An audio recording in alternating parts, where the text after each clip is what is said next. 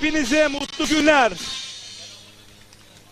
Değerli güreş severler, kuruluşun ve kurtuluşun beşiği olan Söğüt'ten hepinize mutlu günler.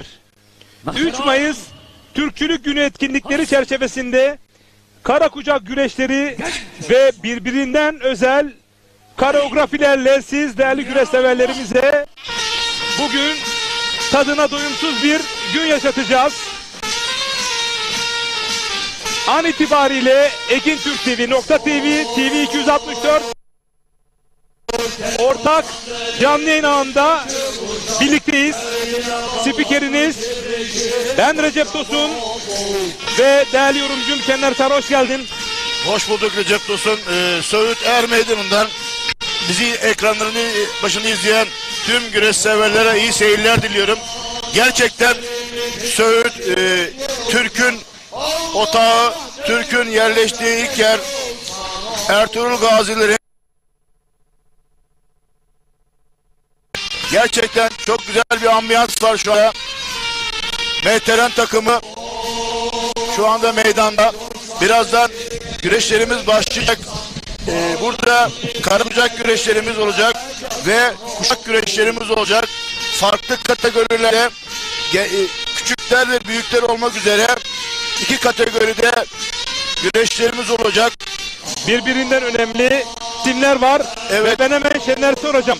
Bu timlerden bahseder misin? Evet, baş pehlivanlık güreşinde Halil Hopur, Kahramanmaraş Büyükşehir Belediyesi pehlivanı, Enes Bandırma yine Kahramanmaraş Büyükşehir Belediyesi pehlivanı, Enes Kesler Sakarya Büyükşehir Belediyesi sporcusu, Doğan Uzun Ankara Aski Spor Kulübü'nün sporcusu, Talha Yarar Ankara Şeker Spor Kulübü'nün sporcusu, Ebu Bekir Öcal Ankara Büyükşehir Belediyesi'nin sporcusu, Abbastan Tekmen Sakarya Büyükşehir Belediyesi, Barış Bayev Sakarya Büyükşehir Belediyesi, Osman Hazar Sakarya Büyükşehir Belediyesi, Ömer Faruk Alat Bilecik Söğüt sporcusu, baş pehlivanımız var Recep Tosun. Kurallara gelmek istersek büyükler kategorisinde başa kadarki mücadelelerde 8 dakika güreşler, baş pehlivanlık güreşi 10 dakika. Her türlü teknik üstünlükte galip geliniyor ve beraberlik, her türlü beraberlik halinde maç uzatmaya altın puanı. Küçükler kategorisinde de yine 6 dakika tüm kategorilerde yine aynı kurallar, teknik üstünlük ve her türlü beraberlikte müsabakalar uzatmaya ve altın puanı gidiyor. Yine bugün burada kuşak güreşi olacak Recep Tosun. Evet. Kuşak güreşi Kırgız Tatar Türklerinin, Kırım Türklerinin gelen bir spor. Türklerde var olan bir spor. Türkiye'de bu Eskişehir bölgesinde genellikle özelinde olan bir spor. Göçmenlerin Hıdrellez'de yaptıkları bir güreş türüdür. Yani kuşak güreşe kurallardan bahsedersek sırt üstü rakibini getirdiği zaman sporcu galip geliyor. Süre 5 dakika, yenişemez de süre uzar. Puanı alan galip oluyor. Burada kuşak güreşinde ceza alma olayı oluyor. Eğer ki bir kuşağı 2 defa bırakırsan 2 ithalla yine mağlup oluyorsun. Yani kuşak güreşi de bugün burada renk katacak güreşlerimize Recep Tosun. Evet, katılıyorum. Bakalım kimler gün sonunda başarılı olacak. Evet Recep Tosun, yine ben kuşak güreşiyle ilgili bir anekdot söyleyeyim değerli güreş izleyicilerimize. Kuşak güreşi eski çağlarda kuşak güreşi yani beline bağlanan kuşağı çıkarması ve sefere çıkaran askerlerin kuşakları belinden çıkarıp beline bağlayarak genişmeye çalışmaları olmuş bir spordur. Festivallerde, düğünlerde yapılır bu. Şöyle bir anekdot yine var.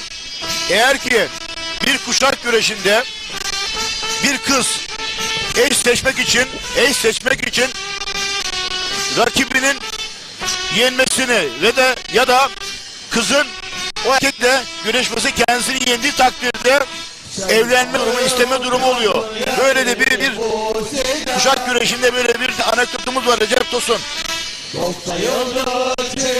Yani evlenecek kişiyi bu şekilde seçiyormuş. Kuşak güreşindeki örf, adet, gelenek, görenekler Recep Tosun. Evet.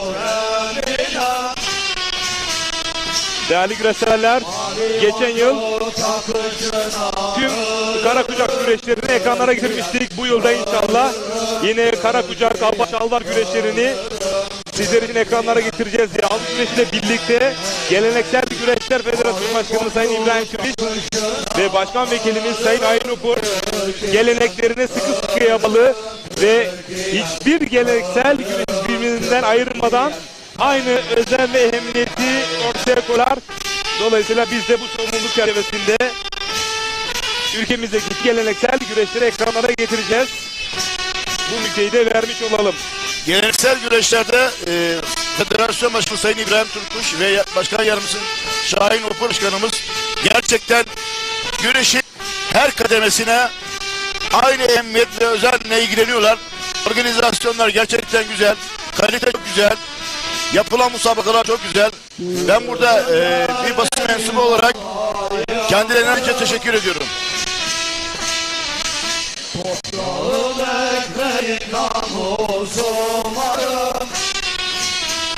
Karakucak güreşi, evet, Minder'in altyapısını Karakucak güreş yapan sporcu Minder'e daha çok der güreş, daha çok verim sağlıyor Recep Tosun. Buradaki bizi izleyen güreş seyircilerine bunu aktaralım. Çayırdan, topraktan aldığı kuvvet ve Karakucak'ın hem süre icabı hem de... Bu arada araya gireceğim. Ailelerimiz, bayanlarımız, çocuklarımız bugün burada olunca büyük bir ilgi gösteriyorlar. Bakın ekranlara da geliyor. Neler söylemek istersin Şener Sarp? Mutlu verici hiç kuşkusuz. Evet, bugün 3 Mart Dünya Türk Günü adında gerçekten bayanlar olsun, çocuklar olsun, aileler bugün gerçekten buraya akın geldiler. Gerçekten kendilerine ayrı ayrı teşekkür ediyoruz. Güreşin ne kadar sevildiği Recep Tosun, hangi şartlarda, hangi şekilde olursa olsun güreş her zaman seviliyor Recep Tosun. Hücum marşı. Evet değerli güreşseverler, Ekin Türk TV, TV 264 ve Nokta TV, YouTube ve Facebook'tan an itibariyle canlı olarak da takip edebiliyorsunuz. Yorumlarınızı, mesajlarınızı yollayabilirsiniz. Ekin Türk TV'de Tuğçe, Nokta TV'de Erkan kardeşim ve TV 264'te de Hakan kardeşimiz sizler için bugün bu görsel şöleni ekranlara getirme noktasında çaba sarf edecekler rejide. Tabii bu prodüksiyonu da değerli yönetmenin Turut deneyimli ekibiyle birlikte sizlere ekranlara getirecek. Yarın akşam saat 20.00'da Muğla Fethiye Karaçulayır Meydanı'nda Konya'dan özel programımız olacak. Saat 8'de yani yarın akşam. Fethiye Belediye Başkanımız Sayın Alim Karaca ve tertip komite üyesi Sayın Mesut Dim ilk bölümde, ikinci bölümde de Muğla'nın tek baş pehlivanı Ali Yanatma, büyük orta pehlivanı Alparslan Güçlü ve Mithat Dim ikinci bölümde birlikte olacağız. Ve pazar günü de değerli güreşseverler Muğla Fethiye Karaçu'da yağlı pehlivan güreşlerinin canlı yayında olacağız. Müziği vermiş olalım.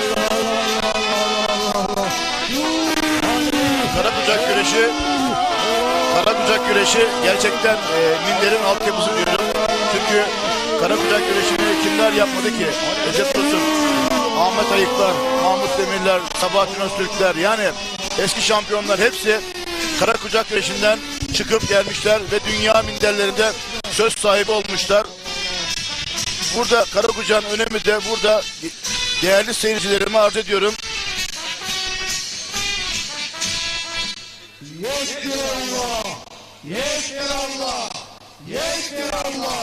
Bugün burada gerçekten Söğüt Er Meydanı'nda Söğüt Belediye Başkanımız Ferhat Durgut gerçekten mükemmel bir atmosfer hazırlamış. Sahasıyla, tertip düzeniyle, çalışanlarıyla, ekip olarak mükemmel bir zemin hazırladı. Biz basın mensupları olarak Sayın Başkanımıza teşekkür ediyoruz.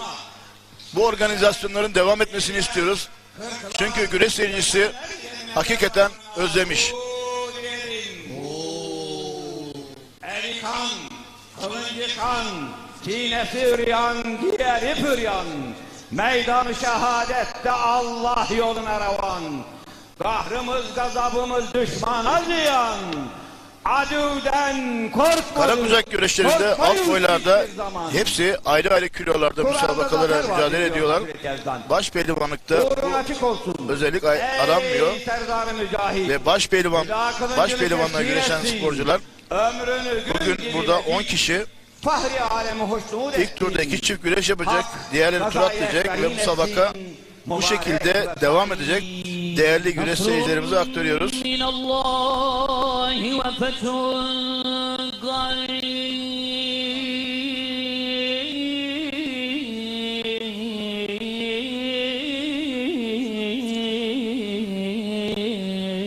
Şu anda Mehteran takımımız Mehterbaşı okumasına devam ediyor. Gerçekten güzel bir hava var Söğüt'te. İlk geldiğimiz hava çok kararmıştı. Açık ve güzel bir hava var. Musabakalar kıran kırana geçecek. Tabii ki bu Marmara bölgemiz olsun, bölgelerimize bir spor adamı olarak Karakucak güreşinin olması, her ilde olmasını tabii ki istiyoruz. Neden? Minder güreşinin Mahtaram iyi bir seviyeye gelmesi için Nasıl? Karakucak güreşi olması gerekiyor. Neden olması gerekiyor? Eğer ki biz dünya şampiyonlarında, olimpiyatlarda, Avrupa şampiyonalarında madalyalar almak istiyorsak, Türk bayrağını göndere çektirmek istiyorsak, ne kadar çok çektirirsek bizim için o kadar iyi. Evet. Karakucak güreşi de minder güreşinin altyapısı. Sayın İbrahim Türküş Başkanım O bölgede bulunan misafirlerimiz. güreşe, Aman abi güreşlere güreşin biraz uzak tüm kalıyoruz. çeşitlerine Dilerseniz bakınız burada yerimiz mevcut. tüm desteğini O veriyor. alanda bulunan misafirlerimizi şuraya alabiliriz. Biz kendilerine ayrıca teşekkür ediyoruz. Organizasyonlarımız bu sene gerçekten çok güzel. Gerek saha, Evet hemen gerek miniklerde sporcuların tüm soyunma bisikletlerini giyinme alanı, müsabaka yapacak olan pehlivanlarımız tribünler her meydanında hazır gerçekten çok güzel. Tabii ki güreşe de değer veren belediye başkanımız Ferhat Durgut başkanımıza ayrıca teşekkür ediyoruz.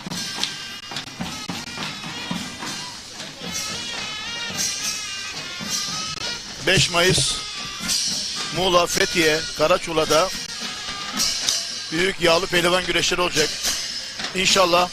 ...Ekin Türk, World Türk, .tv... ...ve sosyal medya olarak... ...tüm kanallarda... ...canlı yayın yapacağız.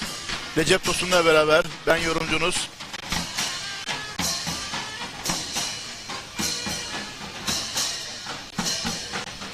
Evet miniklerde tüm bisikletlerde Şu anda müsabaka yapacak olan minikler kategorisi pehlivanlarımız her meydanda boy ayrımı hazır yapılıyor. olsunlar. İnşallah birazdan güreşlerimiz başlayacak. Küçükler kategorisiyle. Tabii ki bu kategoriler dediğimiz gibi kilogram olarak her siklette kilogram olarak yapılıyor ve süreleri 6 dakika.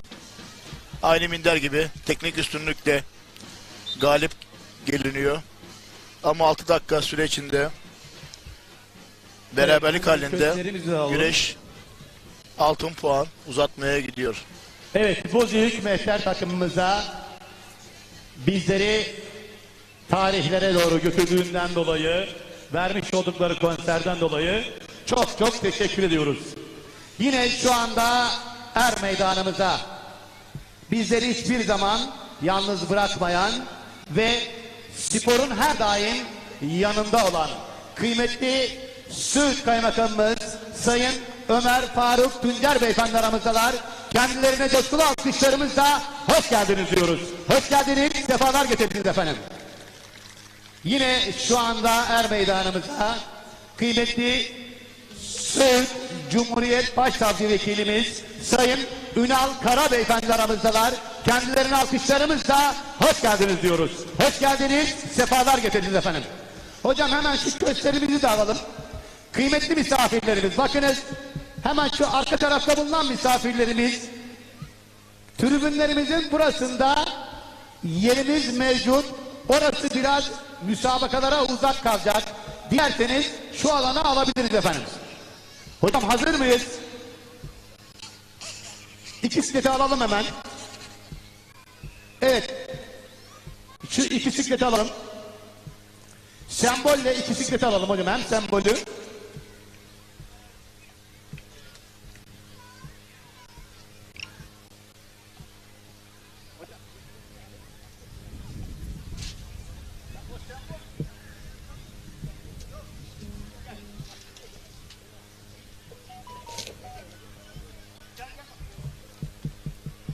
Şu anda alanda sembol güreşçiler salınacak.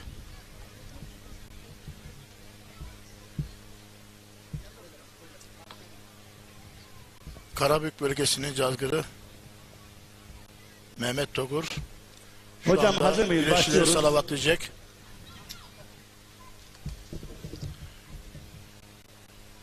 Euzubillahimineşşeytanirracim. Bismillahirrahmanirrahim.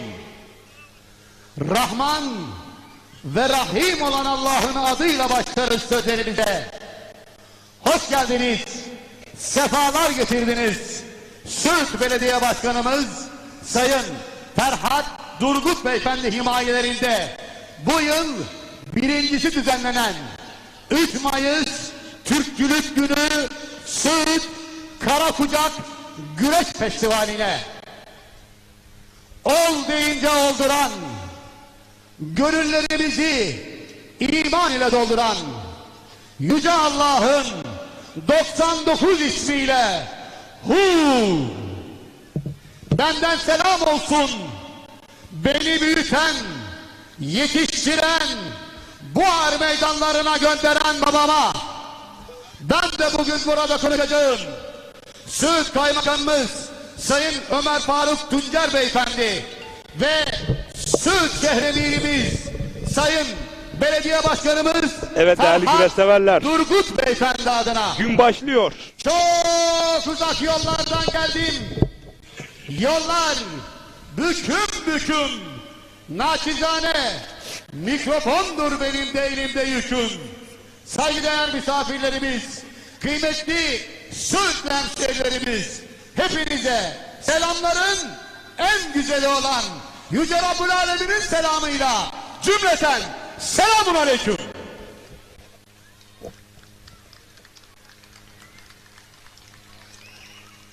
Kıymetli misafirlerimiz, bugün Söğüt Er Meydanımızda Türkiye Geleneksel Güreşler Federasyonu bünyesinde yer alan iki çeşit geleneksel güreşimizin sporcuları müsabaka yapacaklardır. Normalde Türkiye Geleneksel Güreşler Federasyonu çatısı altında yağlı güreş, aba güreşi, şalvar, kara kucak ve kuşak güreşi olmak üzere 5 branşta faaliyet yürütülmektedir. Bugün buradaki pehlivanlarımız kara kucak ve kuşak güreşi müsabakaları yapacaklardır.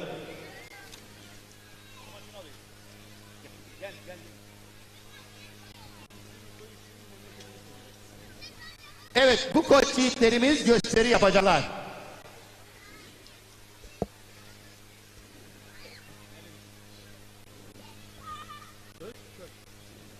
Şu anda Mehmet Özgök kuşak güreşi. Bilecik. 2 tane gösteri güreşi var. Evet. Sembol. 2 çift. Eymen Mehmet Bal. Togur şu anda onları Kütahya. salacak. Alkışla, Şimdi- alkışla para alıyor. Bu gençlerimiz güreşe çıktıklarında Minikler 35 Sayın kilogram. Belediye Başkanımızı konuk olarak alacağız. Çünkü mücadeleler de birazdan başlayacak. Osmanlı. Biz röportajı eriteceğiz. Daha sonra kıran kırana mücadelelerle baş başa kalacağız. Ali Kadir Kazakistan.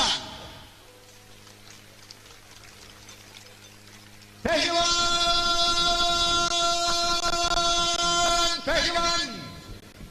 Az pehlivan, neslinize pehlivan, sizlere derler, pehlivan oğlu pehlivan. Analar çeker zahmeti, babalar bilir kadir kıymeti. Hepimiz iki cihan serveri, Muhammed Mustafa'nın ümmeti. Avrupa sarayları yıkıldı oldu harap. Kaftan kafa hükmeyledi. Parmaksız koca Arap. Ona da kalmadı bu meydan. Koç yiğitler, sizlere de bizlere de kalmayacaktır bu meydan. Eûzü besmele ile çıkın meydana. Uymayın hiçbir vakit kör şeytana. Kalmamıştır bu dünya 600 yıl hüküm sürmüş Sultan Süleyman'a. Sizlere de bizlere de kalmayacaktır pehlivan. Allah Allah, illallah, Muhammedur Resulullah. Şimdinin küçüğü, geleceğin büyüğü, mini Türk aslanlarına hep beraber alkışlarla diyelim maşallah. Allah derman versin. Evet, Allah derman versin nidalarıyla güreşlerimiz başladı. Bilecik Söğüt Er Meydanı'nda değerli güreş severler.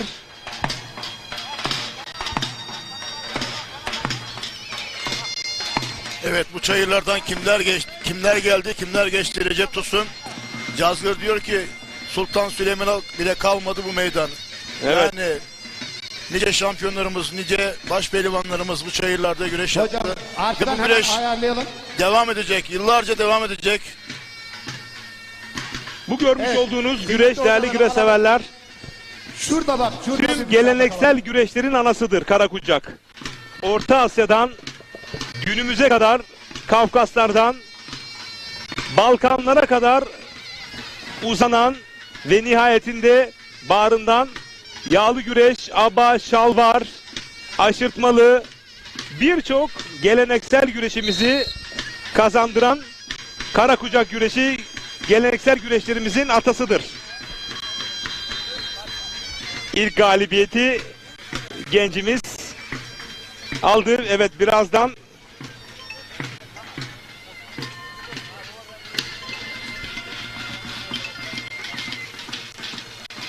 canlı yayın konumuz Hocam hemen. olacak.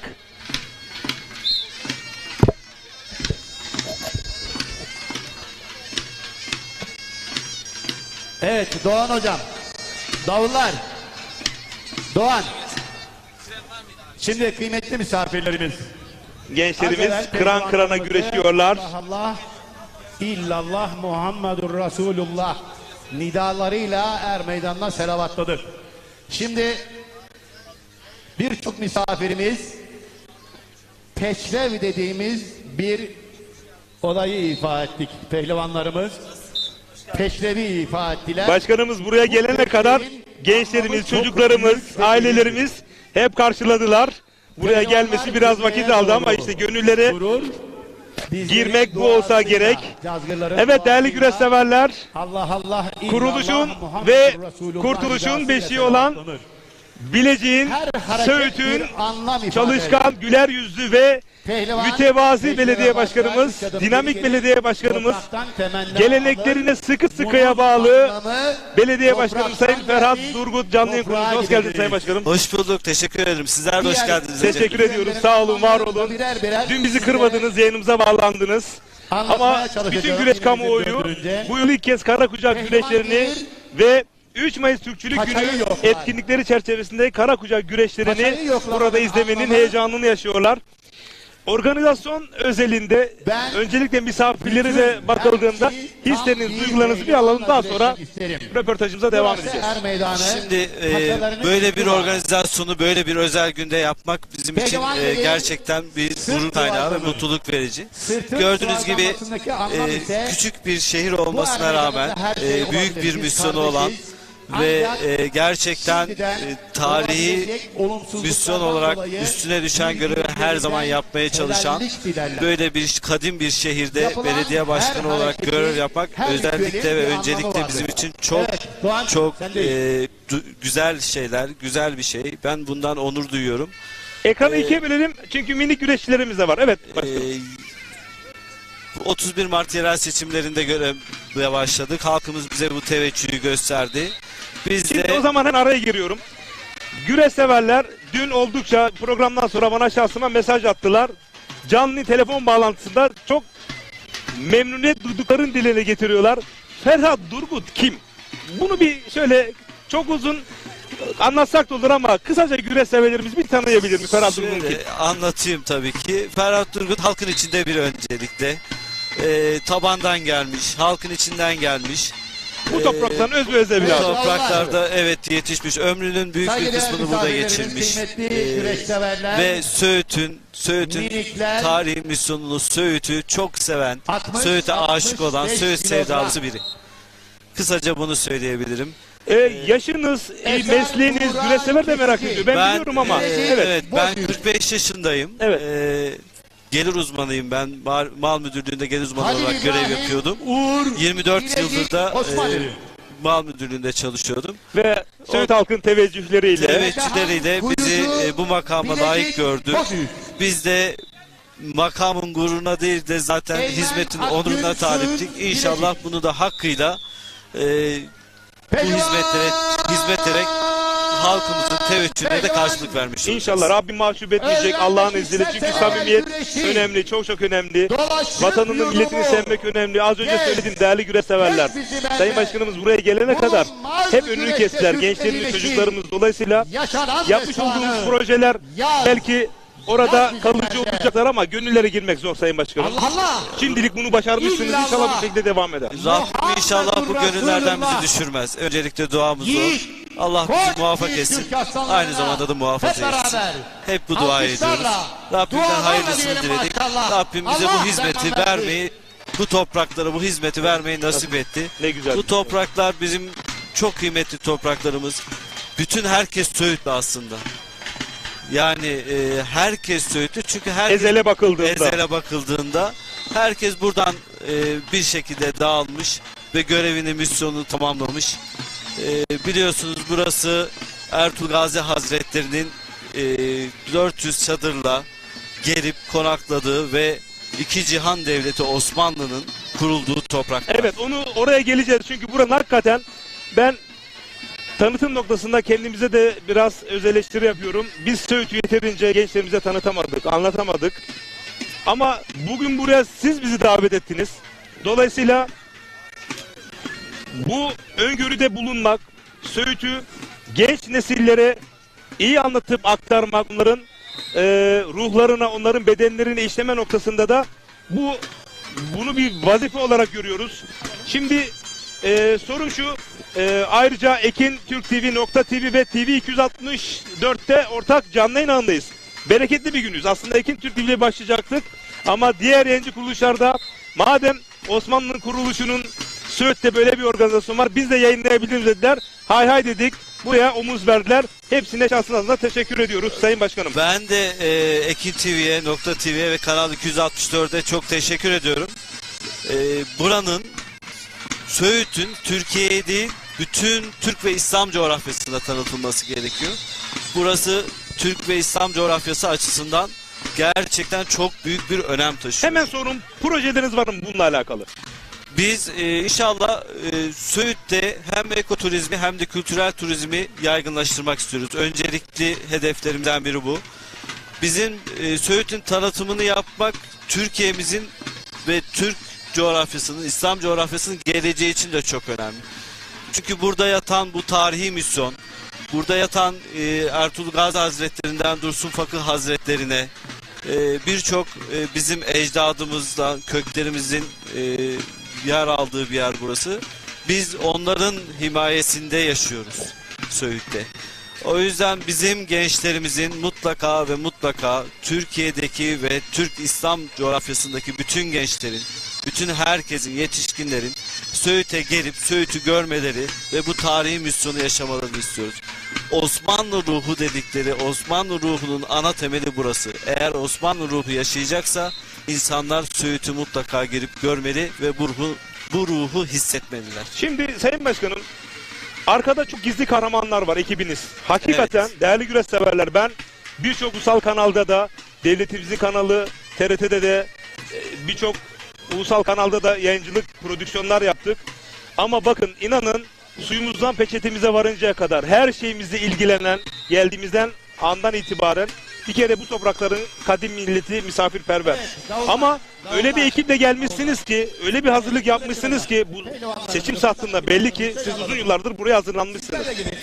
Ben tebrik ediyorum. Çok liyakatlı bir ekibiniz var. Ben mübalağa etmem bu konuda özellikle. Seçim sonrasında bu zorluklar çerçevesinde ya bu yılı bir atlatalım önümüzdeki yıl biz bu etkinliği yapalım dediniz mi? Ya da arkadaşlarınız, kurmaylarınız, Sayın Başkanım çok yorulduk ama evet 3 Mayıs Türkçülük Günü'nde etkinliklerimiz var. Biz bunu önümüzdeki seneye ötelelim dediler mi? Bu organizasyon nasıl gelişti efendim? Bir defa bu söylediğiniz şeyler çok güzel, hoş şeyler. Gerçekten ekibim gerçekten çok iyi bir ekip. Tek tek saymak istemedim diğerlerine haksızlık olmasın diye. Estağfurullah. Evet yani ben ekibim adına öncelikle bu güzel sözleriniz için teşekkür ediyorum. Onlar da hak ediyorlar. Onlara da için, bu organizasyon için teşekkür ediyorum. Ama bizim ekibimizle görüştüğümüzde ilk göreve başladığımız günden itibaren kaybedecek vaktimizin olmadığını biliyorduk. O yüzden erteleme ya da bir sonraki sene yapalım ya da işte daha sonra yaparız deme lüksümüz yoktu. Biz Söğüt'ün tanıtımı için, Söğüt'ün ve ülkemizin geleceği için burada çalışmak için var gücümüzle uğraşıyoruz. Biz geçmişe bakmıyoruz, önümüze bakıyoruz. Geçmişimizden aldığımız kuvvetle önümüzü aydınlık hale getirmeye çalışıyoruz. O yüzden ekibim dahil hiç kimse bunu erteleyelim, yapmayalım, öteleyelim gibi bir söz gelmedi. Başkanım yapabiliyorsak hemen yapalım. Yani böyle bir gün var hemen hazırlanalım babında sağ olsunlar bize destek oldular. Onların sayesinde de bu güzel etkinlik ortaya çıkmış oldu. Şimdi bu etkinlikler kolay yapılmıyor. Ben 10 yıldır, 37 yıldır bu çayırlardayım ama eski güreşçi olarak 10 yıldır da ekranlardayım. Bu etkinlikler kolay olmuyor. Şimdi Söğütlülerin teveccühleri söz konusu. Burada bir karşılığınız muhakkak olduğu aşikar ama çok değerli devlet büyüklerimizin de Söğüt 3 Mayıs Türkçülük festivalinde bu özel günde bu organizasyona katkı sağlayabildiler mi? Bir beklentiniz, bir çağrınız olacak mı efendim? Yalnız mısınız yoksa kesinlikle yalnız değiliz. Başından beri Sayın Kaymakamımız zaten bizim destekçimiz sağ olsun. Hem onun daha önce bir personel olarak çalıştık hem de sağ olsun bu süreçte de biz bu fikri sunduğumuzda biz sonuna kadar arkandayız. Ne isterseniz vereceğiz. Her destek bizim sizin yanınızda diye bize sağ olsun destek oldular. Zaten hakkını yemeyelim. İlçe Spor Gençlik Spor Müdürümüz Arif Yavuz Bey bu projeyi biz beraber ortaklaşa geliştirdik. Evet.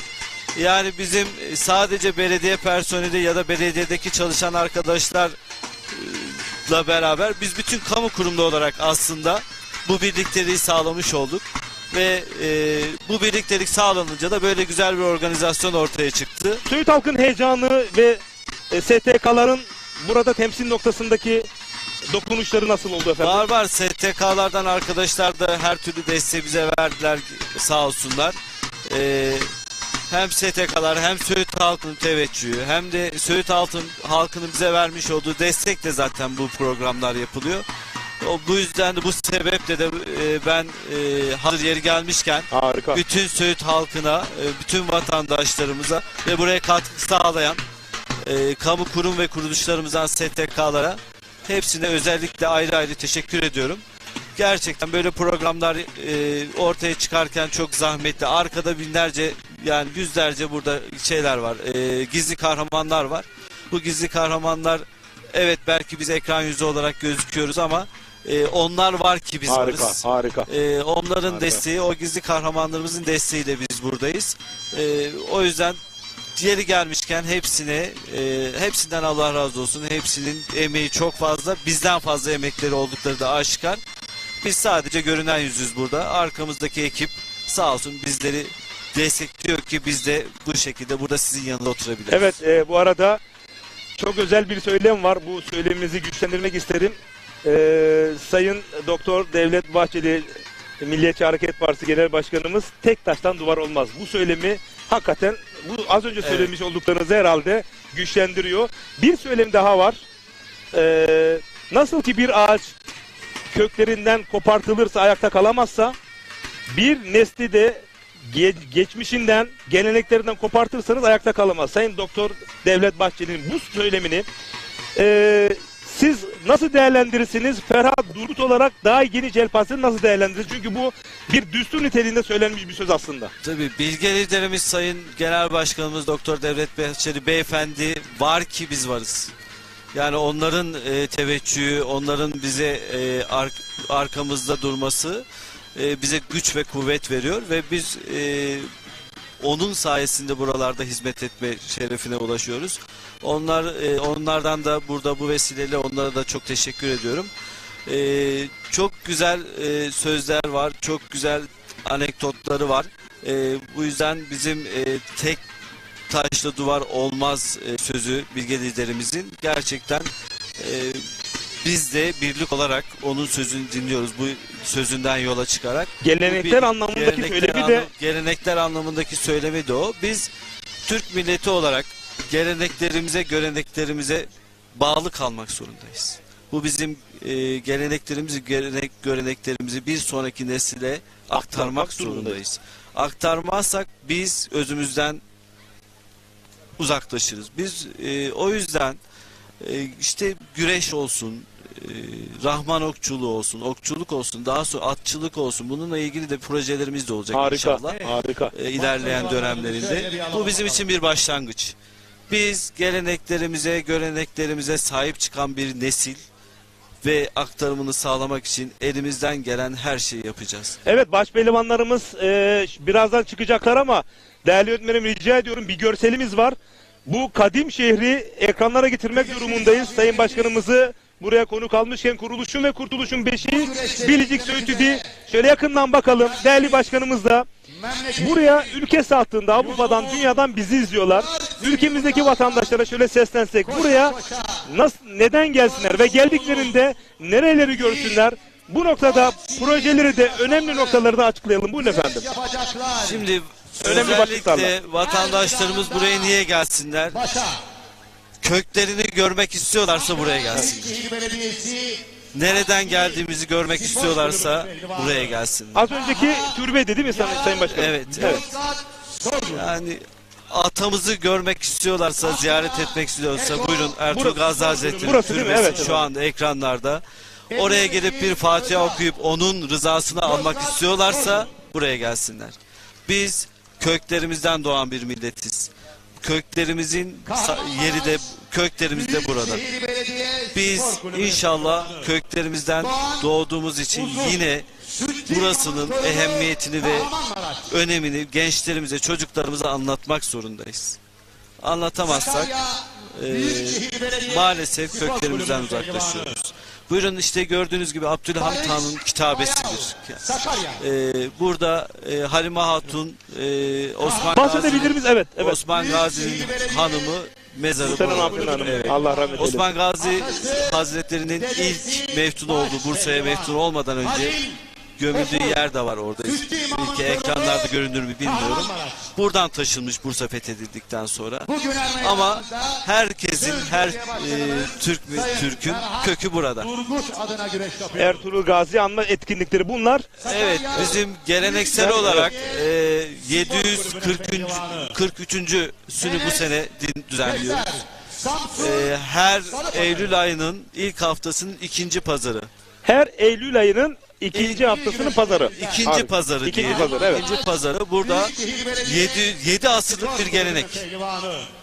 Ertuğrul Gazi Hazretleri'nin Domaniş'ten Söğüt'e göçüyle başlamış ve biz de onu her sene Ertuğrul Gazi Anma ve Söğüt şenlikleri babında kutluyoruz. Geleneklerimizi yaşatıyoruz. Türkiye'nin her yerinden, dünyanın her yerinden yörükler buraya geliyorlar. Karakacı aşiretinden buraya geliyorlar. Muazzam görüntüler değerli güreş severler. Burada biz o günkü geleneklerimizi, buralarda çadırlarımız kuruluyor. Bütün yörüklerimizi biz yerleştiriyoruz. Yine gençlerimiz burada değil mi? Gençlerimiz de burada. Ve o anı, o günkü yaşanılan anı, mistik anı biz Efendim tekrar başkanım yaşatıyoruz.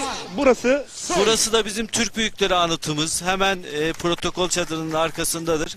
Burada da Türk devletlerinin Evet. Kağanları, padişahları, sultanları hepsi burada bir anı olarak bizim burada duruyor ve ziyaret etmek isteyen vatandaşlarımızı mutlaka bekliyoruz. Harika. Burası bizim restorasyon çalışmalarımız. Burada biz bir restorasyon çalışmasına başlıyoruz. Önceki dönemki belediye başkanımız Sayın İsmet Sever'in başladığı, ona da buradan teşekkür etmek istiyorum. Kültür varlıkları buraya dokunuş yapıyor mu? Katkı sağlıyor mu Sayın Onlarla beraber ortak bir Başkanım? projemiz. Harika. Harika. Burası Sayın Başkanım. Baş pehlivanlarımızla fotoğraf Burası da almak Hamidiye üzere Külliye'miz. Söğüt Cumhuriyet Başkanlığı Abdülhamit Han zamanında idadi olarak yapılmış Darül Eytam idadisi, iki lise binası ve çifte minareli Hamidiye Camisi'nden oluşan bir külliye. Yaklaşık tarihi bayağı eski. Bayağı eski tabii evet. ki, evet. Yani burası değerli güreş severler, kuruluşun ve kurtuluşun beşiği Bilecik Söğüt. Bakın ufacık bir Söğüt'te ama çok çok büyük bir asalet timsali olan imparatorluğun beşiği Dursun Burası Fakih Dursun Türbesi, Fakih evet. Hazretlerinin türbesi, Osman Gazi'nin bacanağıdır. Aynı zamanda Osmanlı Devleti'nin ilk kadısıdır. Evet, Kendisi çok kısa bizim- bitecek Sayın Başkanımız röportaj. Şu anda baş pehlivanlarla fotoğraf çekilecek ama evet Tamam. az kaldı. Dursun Fakih Türbesi dediğim gibi Osman Gazi Hazretleri'nin bacanağı ve ilk kadımız, ilk hutbeyi okuyan Osman Gazi adında Dursun Fakih Hazretleri Küred köyümüzde meftundur. Burası da Kuyulu Mescidimiz. Bunu da söylemeden geçemeyeceğim. Tabii ki, Kusura tabii ki. bakmayın. Hayır, hep bunun Kuyulu için buradayız. Mescid biz Ertuğrul Gazi Hazretleri'nin ilk çadırını kurduğu yerdir. otağı diyelim. Otağıdır. Bu otakta kurmuştur, buraya kurmuştur. Kuyu daha sonra türbenin içerisine alınmış. Abdülhamit Han zamanında restore edilmiş ve bu haline, son haline gelmiştir. İlk otağın kurulduğu yerdir. İlk otağın kurulduğu yeri görmek isteyen herkes buraya gelsin. Harika. Başkanım burada kalalım değerli öğretmenim. Sayın Başkanımız hatıra fotoğrafı çekilsin. Kaymakamımız bekliyor. Daha sonra tekrar alacağız. Teşekkür Sizi ederim. önce baş pehlivanların yanına uğrayalım. Tekrar alacağız Sayın Başkanım. Evet, kura çekimi çünkü tamamlandı. Sayın Başkanımız da eşlik edecek değerli güreş severler. Kaldığımız yerden devam edeceğiz. Kuruluşun ve kurtuluşun beşi olan Bilecik Söğüt'ten değerli güreş severler başkanımız da koşarak protokoldeki yerini aldı. Hatıra fotoğrafı çektiriyor. 10 baş pehlivanımız ilk turda yalnız 2 çift güreşecek değerli güreş severler. Daha sonra çeyrek finallerle devam edeceğiz. Finaller turuna akacak. Bugünkü 3 Mayıs Türkçülük Günü etkinlikleri çerçevesinde tertip edilen Karakucak güreşlerinde. kocaman bir alkış yakışır. Evet, şimdi biz hazır Sayın Belediye Başkanımızı da Kaymakam Bey'i de burada bulmuşken efendim bugün malumunuz 3 Mayıs Türkçülük Günü. Allah razı olsun kıymetli Söğüt Belediye Başkanımız. Atasporumuz güreşe çok büyük ehemmiyetler veriyor. Bugün güreşin ateşi Söğüt'te yakıldı. Allah izin verirse bizler diliyoruz ki ilerleyen zamanlarda bu otağa yakışır, atamız Ertuğrul Gazi'ye yakışır bir şekilde büyük bir Karakucak Festivali olacağında hiçbir şüphemiz yoktur. Ne şeklimiz var ne şüphemiz inşallah. Kıymetli Belediye Başkanımız Sayın Ferhat Durgut Beyefendi'den bir iki kelam istirham ediyoruz hemen. Teşekkür ediyorum. Öncelikle bu Ekin Türk TV, Nokta TV, TV 264 orta canlı yayındayız. Kuruluş ve kurtuluşun beşiği Bilecik, Söğüt, Er Meydanı'ndayız. organizasyon için hem Recep Tosun Beyefendi'ye ve bizim ekibimizde çalışan belediyemiz personeli bütün arkadaşlara çok teşekkür ediyorum. Buraya teveccüh gösteren ve davetimizi kırmayan tüm hemşerilerimize de ayrıca teşekkürlerimi iletiyorum. Sayın Kaymakamımızın desteğiyle ve belediyemizin ekibimizle beraber böyle bir organizasyona kısa zaman içerisinde hazırlandık. İnşallah bu ilki olacak. Bundan sonra da büyüyerek, daha da gelişerek güzel bir organizasyonlara imza atmak istiyoruz. Bizim yardımcı olup buraya da geldiğiniz için sizlere de ayrıca teşekkür ediyorum. Evet, bizler de kıymetli Sayın belediye Başkanımız başkanımız bizlere de Ferhat teşekkür etti. Bizlere de teşekkür ediyoruz çünkü bizleri buraya davet eden kendileri olduğu öngörüleriyle, çünkü bir organizasyonu yaptığınızda eğer televizyonlarda ekranlara getirmezseniz, tanıtımını yapmazsanız buraya gelen sadece seyirciler ancak haberdar oluyor. Ama şu anda tüm Türkiye, Avrupa'da ve dünyadan bu organizasyonu izleyebiliyor değerli güreş ve spor severlerimiz. Kendileri temsil buyururlarsa bir iki kelamda Sayın Söğüt Kaymakamımız Ömer Faruk Tuncer Beyefendiden almayı dileriz efendim. Teşekkür ediyorum. Öncelikle tüm halkımı saygılarımla selamlıyorum. Böyle önemli bir günde, Dünya Türkçülük Günü'nde atasporumuz olan Karakucak Gücekler'in düzenlenmesinden büyük memnuniyet duyuyorum. Bunu zaten biz şenliklerimizde yapıyorduk. İnşallah bundan sonra da yapmaya devam edeceğiz. Bu ilki oldu. İnşallah bundan sonra devamı geleceğini düşünüyorum.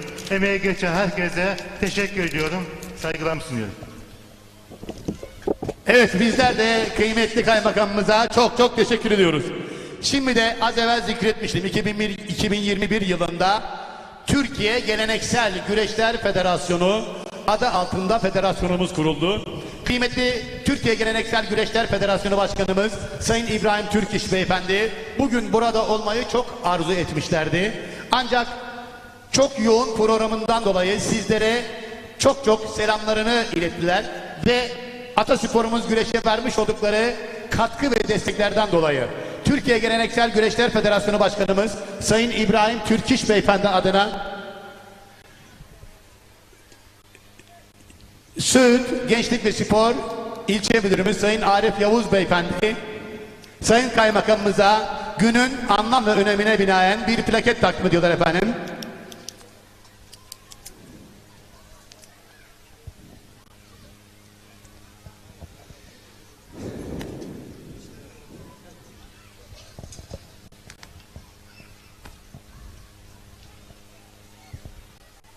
Evet, yine atasporumuz güreşe vermiş oldukları katkı ve desteklerden dolayı kıymetli Söğüt Belediye Başkanımız Sayın Ferhat Durgut Beyefendi'ye, yine Söğüt Gençlik ve Spor İlçe Müdürümüz Sayın Arif Yavuz Beyefendi tarafından kıymetli Federasyon Başkanımız Sayın İbrahim Türkiş Beyefendi adına plaketleri takdim ediliyor. Evet. Sayın Kaymakamımıza, Sayın Belediye Başkanımıza, Sayın Savcımıza, İlçe Emniyet Müdürümüze, Jandarma Komutanımıza çok çok teşekkür ediyoruz. Ve onları yerlerine uğurlarken bizler de baş pehlivanlarımızı selavatlayacağız inşallah. Evet değerli güreş severler, kuruluşun ve kurtuluşun beşiği Bilecik Söğüt Er Meydanı'ndayız. Ve yine Kocaeli Gebze Güreşlerinin Tertip Komite Başkanı Sayın Zinnur Büyükgöz Başkanımız da inşallah güreş tarihini aldığında sizlere o tarihi belirteceğiz. Evet baş pehlivanlar salavatlanırken kaldığımız yerden devam edeceğiz Sayın Başkanımızla birlikte. Evet. Tekrar hoş geldin Sayın Başkanım. Hoş bulduk. Teşekkür ederim. Evet, görüntülerde kaldığımız yerden değerli yönetmenim devam edebiliriz. Çünkü kuruluşun ve kurtuluşun beşiği Bilecik, Söğüt bir kadim şehir. Evet, burası Sayın Başkanım. Burası Sır Hoca köyümüz. Burada da Sır Hoca biliyorsunuz Osman Gazi, Ertuğrul Gazi'nin sır hocasıdır. Sırlarını saklayan hocamızdır. O da bu vesileyle verilmiş. Bu köyde onun ismini taşıyor. Burada da bir Sır hocamızın türbesi var. Burayı da gezip görmek isteyenler olursa çok faydalı olacak. Burası doğal göletimiz, Borcak ve Söğüt göletimiz. 2 tane göletimiz var. Kamp merkezleri planlanabilir mi? Buralarda biz özellikle Söğüt göleti çevresinde kamp merkezleri, belki karavan parkı, bu şekilde birkaç organizasyon yapmak istiyoruz. Burayı güzelleştirip mesire alanı gibi de değerlendirip tesislerle güzelleştirmek istiyoruz. Küre köyünde meşhur kirazımız var. Kirazımız, tarım da var. Tarım da çok gelişmiş durumda. Kirazımız meşhurdur. Burası Hankaya mesire alanımız, bizim piknik alanımız hali hazırda. Güzel bir alan, çok nefes alabileceğiniz, oksijeni bol, güzel bir alanımızdır. Yani Söğüt'ümüzün her yeri güzel. Hakikaten buram buram tarihi. Yeşilliğiyle, doğasıyla, tarihiyle, kültürüyle gerçekten işte buyurun mesire alanımızın içerisinde görüyorsunuz. Ücretli mi Sayın Başkanım? Hayır Değil. hayır yani Harika. müstecir var, sadece geliyorsunuz, oradan kömürünüzü alıyorsunuz ve her şeyi kendinizden yapabiliyorsunuz. Harika, harika. Değerli öğretmenimden size son dakika sürpriz geldi. Bir video geldi. Acaba kimden gelmiş olabilir Sayın Başkanım? Bir öngörünüz var mı? Yok, hiçbir öngörüm yok. O zaman bir izleyip dinleyelim bakalım Tabii. kim size mesaj yollamış bugün özelinde. Evet, ekranlara gelsin değerli öğretmenim. Hazırsa tabii ki. Kocaeli'mizden Şeyh Edebali ve Ertuğrul Gazi Hazretleri'nin diyarı olan, kuruluşun ve kurtuluşun beşi olan Bilecik'e selamlarımızı iletiyorum. Kocaeli Büyükşehir Belediyesi olarak Bilecik'te yapılan bu geleneksel güreşlerimizi canı gönülden destekliyoruz. Söğüt Belediye Başkanımız Ferhat Turgut Bey'e 3 Mayıs Türkçülük Günü hasebiyle düzenlediği bu karabıcak güreşlerinden dolayı teşekkür ediyoruz, tebrik ediyoruz. İnşallah er meydanında güreşçilerimiz yiğitçe güreşlerini yaparlar ve geleneksel sporlarımıza katkı sağlarlar. Bu arada Söğüt Belediye Başkanımız Ferhat Turgut Bey'e de yeni görevinde başarılar diliyorum. Sürpriz, gerçekten sürpriz oldu. Şemsettin Bey sağ olsun güzel bir... Kocaeli AFAD Başkanımız bu arada. Evet, AFAD Başkanımız Şemsettin Bey ile bizim yaklaşık 10 yıl öncesine dayanan bir dostluğumuz var. Sağ olsun bu konuda da bize zaten destek oldular. Gerçekten ilk arayanlardan biri. Gerçekten mutlu oldum ya. Değişik bir... Önümüzdeki yıl inşallah Kocaeli Büyükşehir Belediye Başkanı Sayın Tahir Büyükakın, Şemsettin Başkanımız, yani bu protokolde de bugün burada olmak isteyen çok olur muhakkak. Evet, evet. Bu bir adım olmuş olsun. Bir ateşi yaktık artık, inşallah Biz sönmeyecek. öyle şöyle söyleyeyim, aslında küçük bir organizasyonla başladık. Sizin sayenizde de gördüğünüz gibi büyümeye başladı. Estağfurullah. Biz bir deneyelim, bir kendimizi ölçelim, bir tecrübe kazanalım gibi düşünmüştük. Tahir Başkanımız da bizim eski valimiz. Tahir Büyükakın. Sağ olsun, beraber çalışma fırsatı da bulduk. Çok değerli bir insandır. İnşallah önümüzdeki dönem hem Şemsettin Bey'i hem de Tahir Valimizi burada görmek isteriz. Buradan da onlara selamlarımı iletiyorum, teşekkürlerimi iletiyorum. Son sözlerini alalım dilerseniz organizasyon özelinde ekranları başındaki Ekin Türk TV, Nokta TV ve TV 264 güreş severlere. Ben buradan ekran başındaki vatandaşlarımıza şunu söylemek istiyorum. Gelin köklerinizi görün. Kökleriniz nereden, bu ecdat nereden Çocuklarınızı alın, doğmuş? gelin, Çocuklarınızı alın, gelin. Gençlerimizi alın, gelin. Güreş vesile olsun, başka bir şey vesile Etkinlik edin, vesile etkinlik vesile olsun, gezmek, görmek vesile olsun, ama gelin bu köklerimizi nereden doğmuş, bunu gelin gençlerimiz, çocuklarımız bilsinler. Çok teşekkür ederim Sayın Başkanım. İyi Ben ki varsınız. teşekkür ediyorum. Bu organizasyona İyi ki siz de varsınız. Bu zorlu seçim sattığından sonra bu organizasyona omuz vermek öyle herkesin harcı değil. Teşekkür Yüreğinize ederim. sağlık. Ben camiam adına, şahsım adına gönülden teşekkür ediyorum. Çok teşekkür ederim. Ben de sizi burada görmekten ve burada olmanızdan gerçekten onur duyuyorum, gurur duyuyorum. Şahsınıza ve ekibinize ve ekrandaki başındaki bütün herkese de çok teşekkürlerimi sunuyorum. Sağ olun, var olun. Evet Sağ değerli olun. güreş severler, kuruluşun ve kurtuluşun beşi olan Bilecik Söğüt Er Meydanı'nda çok özel bir konuğumuz vardı. Genç, dinamik, güler yüzlü, gençlerin, Söğütlü gençlerin abisi, bir nevi ebeveyn olarak baba gibi gördükleri Sayın Ferhat Turgut Belediye Başkanımız canlı yayın konuğumuzdu. Çok özel ve uhrevi açıklamalarda bulundu, manevi açıklamalarda bulundu. Alın çocuklarınızı, gençlerinizi, buraya gelin. Burası bizim atalarımızın var olduğu topraklar dedi. Kendisine çok teşekkür ediyoruz ve protokolde de oldukça fazla misafirleri var. Biz kendisine teşekkür ediyoruz ve protokole uğurluyoruz kendisini. Ve mücadeleyle baş başa bırakıyoruz sizi. Teşekkür ederim.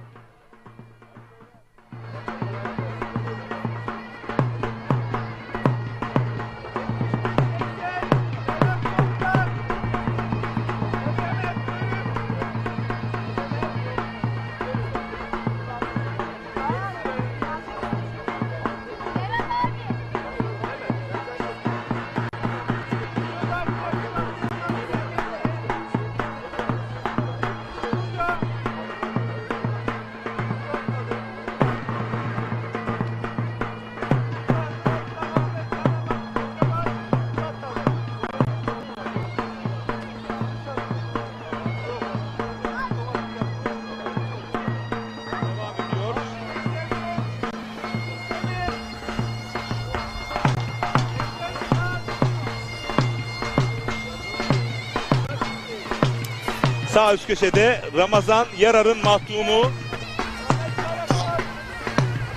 Sol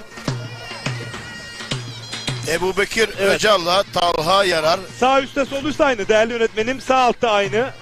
Onları bir evet. Evet. Şu anda Enes Bandırma İkili ekranı alabiliriz değerli yönetmenim. Osman Hazar'la güreş yapıyor. Enes Bandırma değil mi? Enes Bandırma Kahramanmaraş Büyükşehir Belediyesi pehlivanı. Enes'in Osman Hazar Sakarya Büyükşehir Belediyesi pehlivanı. Talha Yarar evet ekranın solunda. Ankara Şekerspor. Böyle kalalım değerli yönetmenim.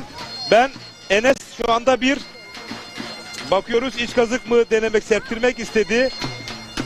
Ebubekir Öcal da Ankara Büyükşehir Belediyesi'nin pehlivanı Recep Tosun. Enes Bandırma Karakucak'ta. Bertiz Boyalı da bir Maraş Çangalı attı hala hafızalarda. Bakın inanılmaz bir pehlivan ekranın sağında beyaz pırpıtlı Enes Bandırma. Davulcumuz oradan evet kadrajı kapattı. Ekranın solunda da Talha Yarar evet sarma kaleyi aldı şu anda. her an Evet sonuca gidebilir Recep Tosun. bakıyoruz. Her an Kale'den aktarabilir. Eski baş pehlivan Ramazan Yarar'ın mahtumu değerli güreşseverler. Belirtelim yani. Geleceği parlak pehlivan şu anda sarma kalede Recep Tosun. Bakıyoruz da açamadı. Evet düdüğü çaldı. Ve adını çeyrek finale yazdıran ilk isim oldu Talha Yarar. Rakibi Ebubekir Öcal'ı yendi. Tek bir mücadele kaldı. Başka bir açıdan alabiliriz. Çayır'da tek bir mücadele kaldı. Evet teşekkür ediyorum değerli yönetmenime. Ekintürk TV, Nokta TV, TV 264 ortak canlı yayın ağındasınız değerli güreşseverler. Burası Bilecik, Söğüt, Er Meydanı 3 Mayıs Türkçülük Günü Karakucak Güreşleri Festivali'ndesiniz. Şener Sar hocamız ile birlikte anlatıp aktarıyoruz. Büyükler baş güreşinde güreş süresi 10 dakika Recep Tosun. Beraberlik halinde güreş uzatmaya gider. Altın puan dediğimiz olay. İhtarlar da geçerli Recep Tosun. Bu arada Olcay Çetin iyi yayınlar diliyor. Türkçülük günü kutlu olsun demiş. Şerafettin Acıciğer iyi yayınlar diliyor. Teşekkür ediyorum. Bu arada evet. Enes Bandırma rakibine açık düşürüyor rakibini. Bugünün favori başpehlivanı diyebilir miyiz? Evet. Enes Bandırma hem tecrübeli ve gerçekten Karakucak güreşini çok iyi yapan bir güreşçi. Aba şalvar güreşini de aşırtmalıyı da çok iyi yapıyor. Evet kesinlikle katılıyorum Recep Tosun. Şimdi önden alalım değerli öğretmenim. Bu pehlivanlarımızı ön çekimden alalım. Onlar geleceğin baş pehlivanları. Evet bu kadrajdan alalım. Yine bunlar alt boylarımız. Alt boylardaki güreşçilerimiz. Bunların güreş süreleri 6 dakika.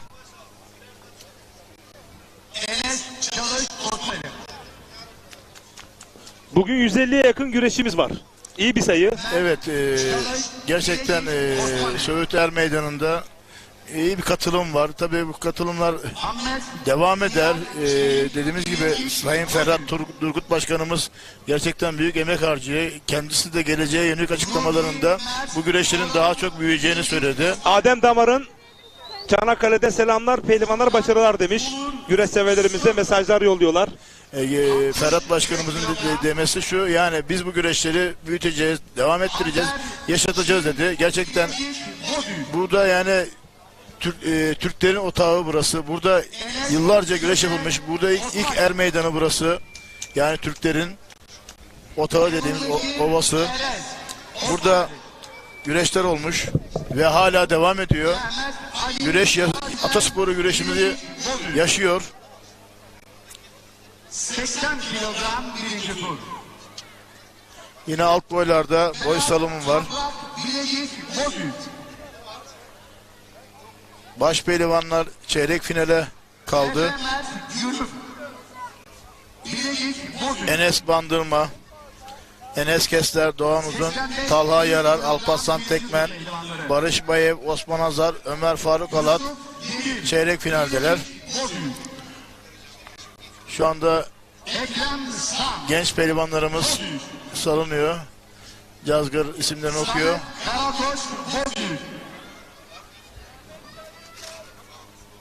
Mert Ali Atasporumuz güreş her zaman yaşayacak.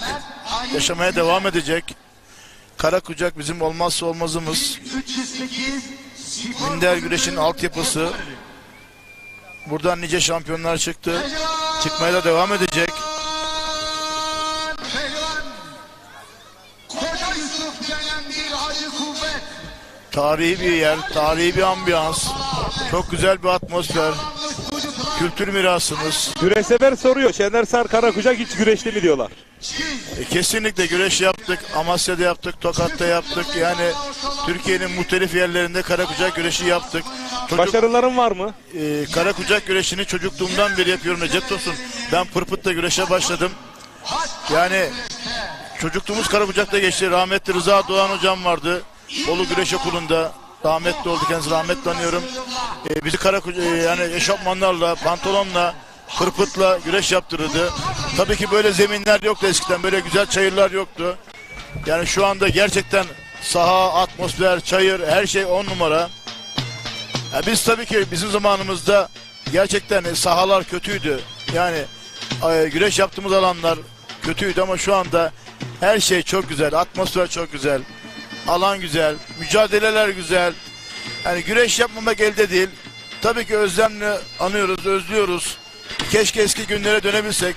Keşke o çocukluğumuza geri dönebilsek. Tekrar karakucak yapabilsek. Bize hep içimize kalan bir utku olmuştur. Recep Tosun. Sadık Enaz Ordu'dan selamlar, iyi yayınlar demiş. Teşekkür ediyoruz.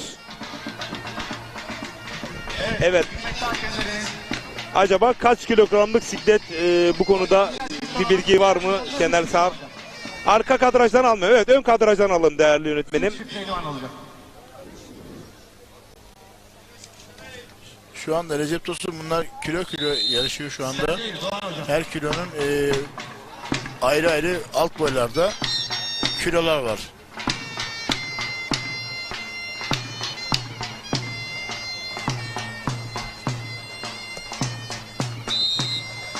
Evet değerli güreş severler.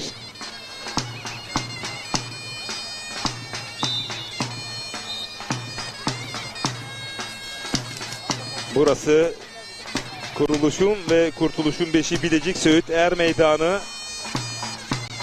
Yarın akşam Muğla Fethiye Karaçula Er Meydanı'nda saat tam 20.00'da yani akşam 8'de Fethiye Belediye Başkanımız Sayın Ali Karaca ve güreşlerin tertip komite üyesi Mesut Dim Hodri Meydan özel programın canlı yayın konuğu olacak. İlk bölümde birlikte olacağız. İkinci bölümde yine Muğla Fethiye'nin tek baş pehlivanı Aliyan Atma, büyük orta pehlivanı eski baş pehlivan Mehmet Güçlü'nün Mahtum Alparslan Güçlü ve Mithat Dim değerli dostum. İkinci bölümde de birlikte olacağız.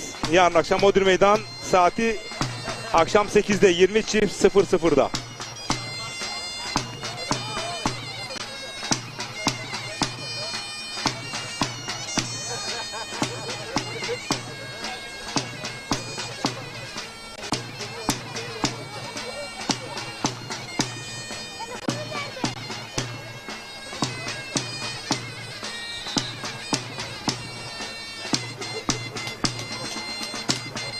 Ekin Türk TV, Nokta TV, TV 264 ortak canlı yayın ağındayız.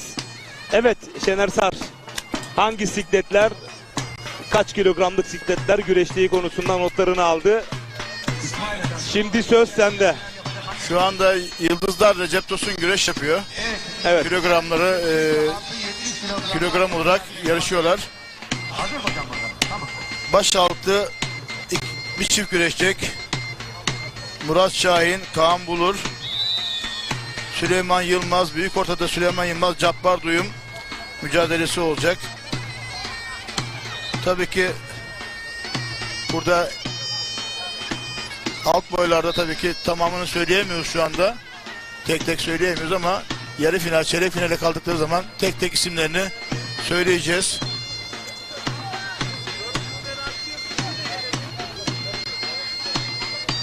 Evet, daha başka bir açılardan da alabiliriz cazgırlarımız.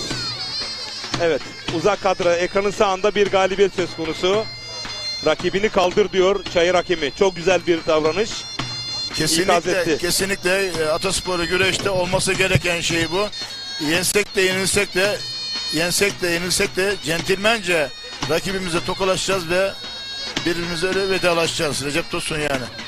Rakiplerini yenen pehlivanlarımız mutlak surette teşekkür hakeminin isimlerini yazdırınız.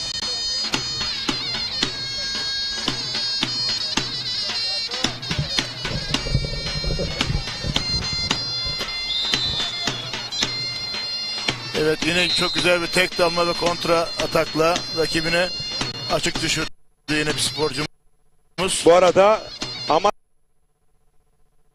Amasya'dan Batuhan Baş iyi yayınlar diliyor.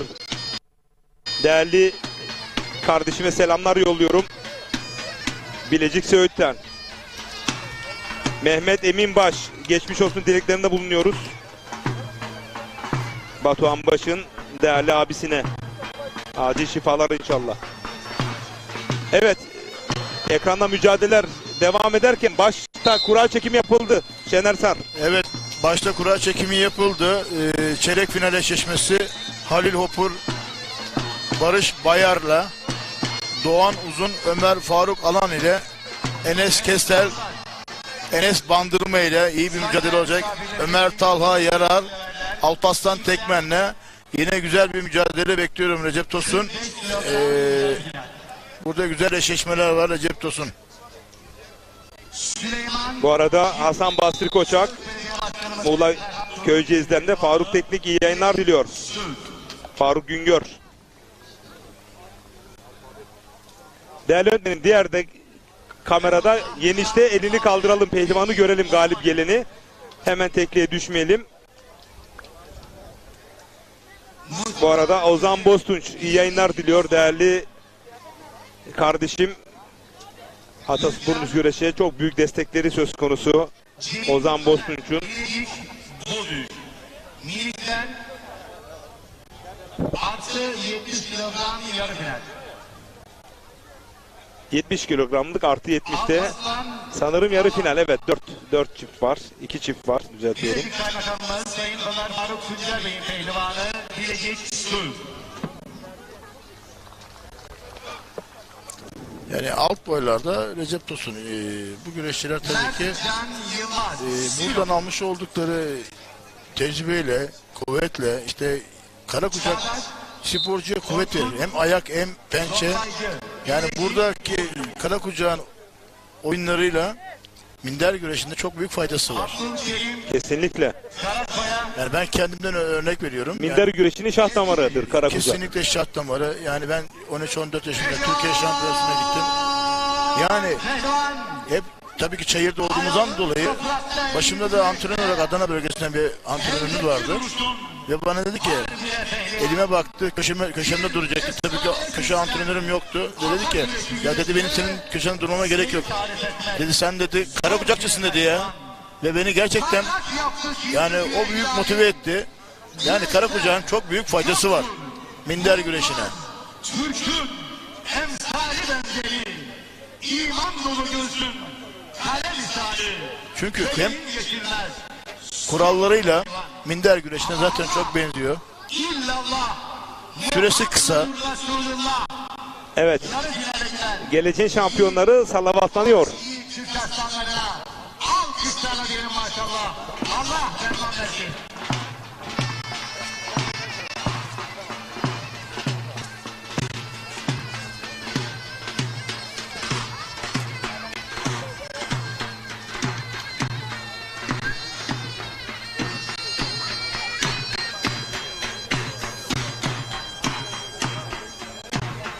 Evet. Alt boylarda kıran kırana güreşler devam ederken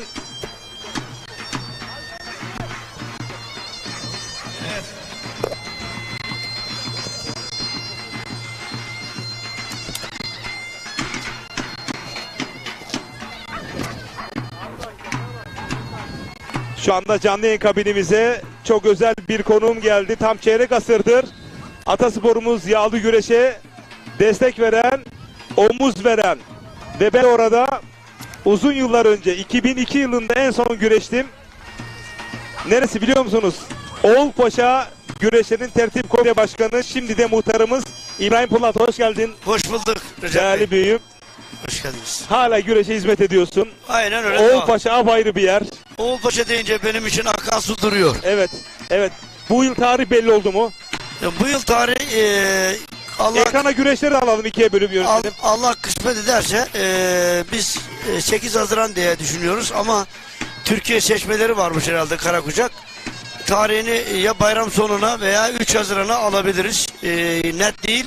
Pazartesi Sayın Valimiz de bunu işaret edip Harika. inşallah değerlendirme yapıp bu yıl 20 yıldır biz başka muhtar arkadaşlara, köyümüzün halkına, ilçemize, ilimize hizmet ediyorduk. Öyle bir şey oldu ki bu dönem 31 Mart seçimleriyle beraber yükümüz Recep Bey daha da arttı. Siz biliyorsunuz benim orada ne yapmak istediğimi, neler katmak istediğimi. Merhum Pele ustamızla birlikte beni davet etmişti. 2002 yılında. Evet. Milli takımımız da o zaman dünya üçüncüsü olmuştu. Bakın gün gün hatırlıyorum, orada izlemiştik. Evet. Daha sonra güreşler başladı. Oğulpaşa çok güzel bir güreş sahası var. Hemen 100 metre yukarısında da Oğulpaşa'nın mezarı var. Oralarda dua okuduk. Paşası var, evet. Evet. Dolayısıyla orası hakikaten uhrevi anlamda çok önemli. Eğer 3 Haziran'da olursa biz de canlı yayın olarak oraya kamp İnşallah bekleriz. isteriz. İnşallah bekleriz. Orada yıllardır süre gelen bir güreş geleneğini yaşatmaya çalışıyorsunuz. Evet. Yalnız mısınız? Omuzda yük ağır mı? Şimdi komiteleri, değerli büyüklerimiz var. Buyurun. Sayın Recep Bey, İbrahim Polat. siz oraları çok iyi biliyorsunuz. Benden daha iyi biliyorsunuz. Estağfurullah. Bir takım sponsorlar destekleriyle buraya kadar getirdik. Ama benim gönlümden geçen şu: ilime, ilçelerime, bütün Bilecik Osmanlı topraklarına, yani Osmanlı denince ne geliyor akla? Bilecik geliyor değil mi? Ecdadımız burada yatıyor.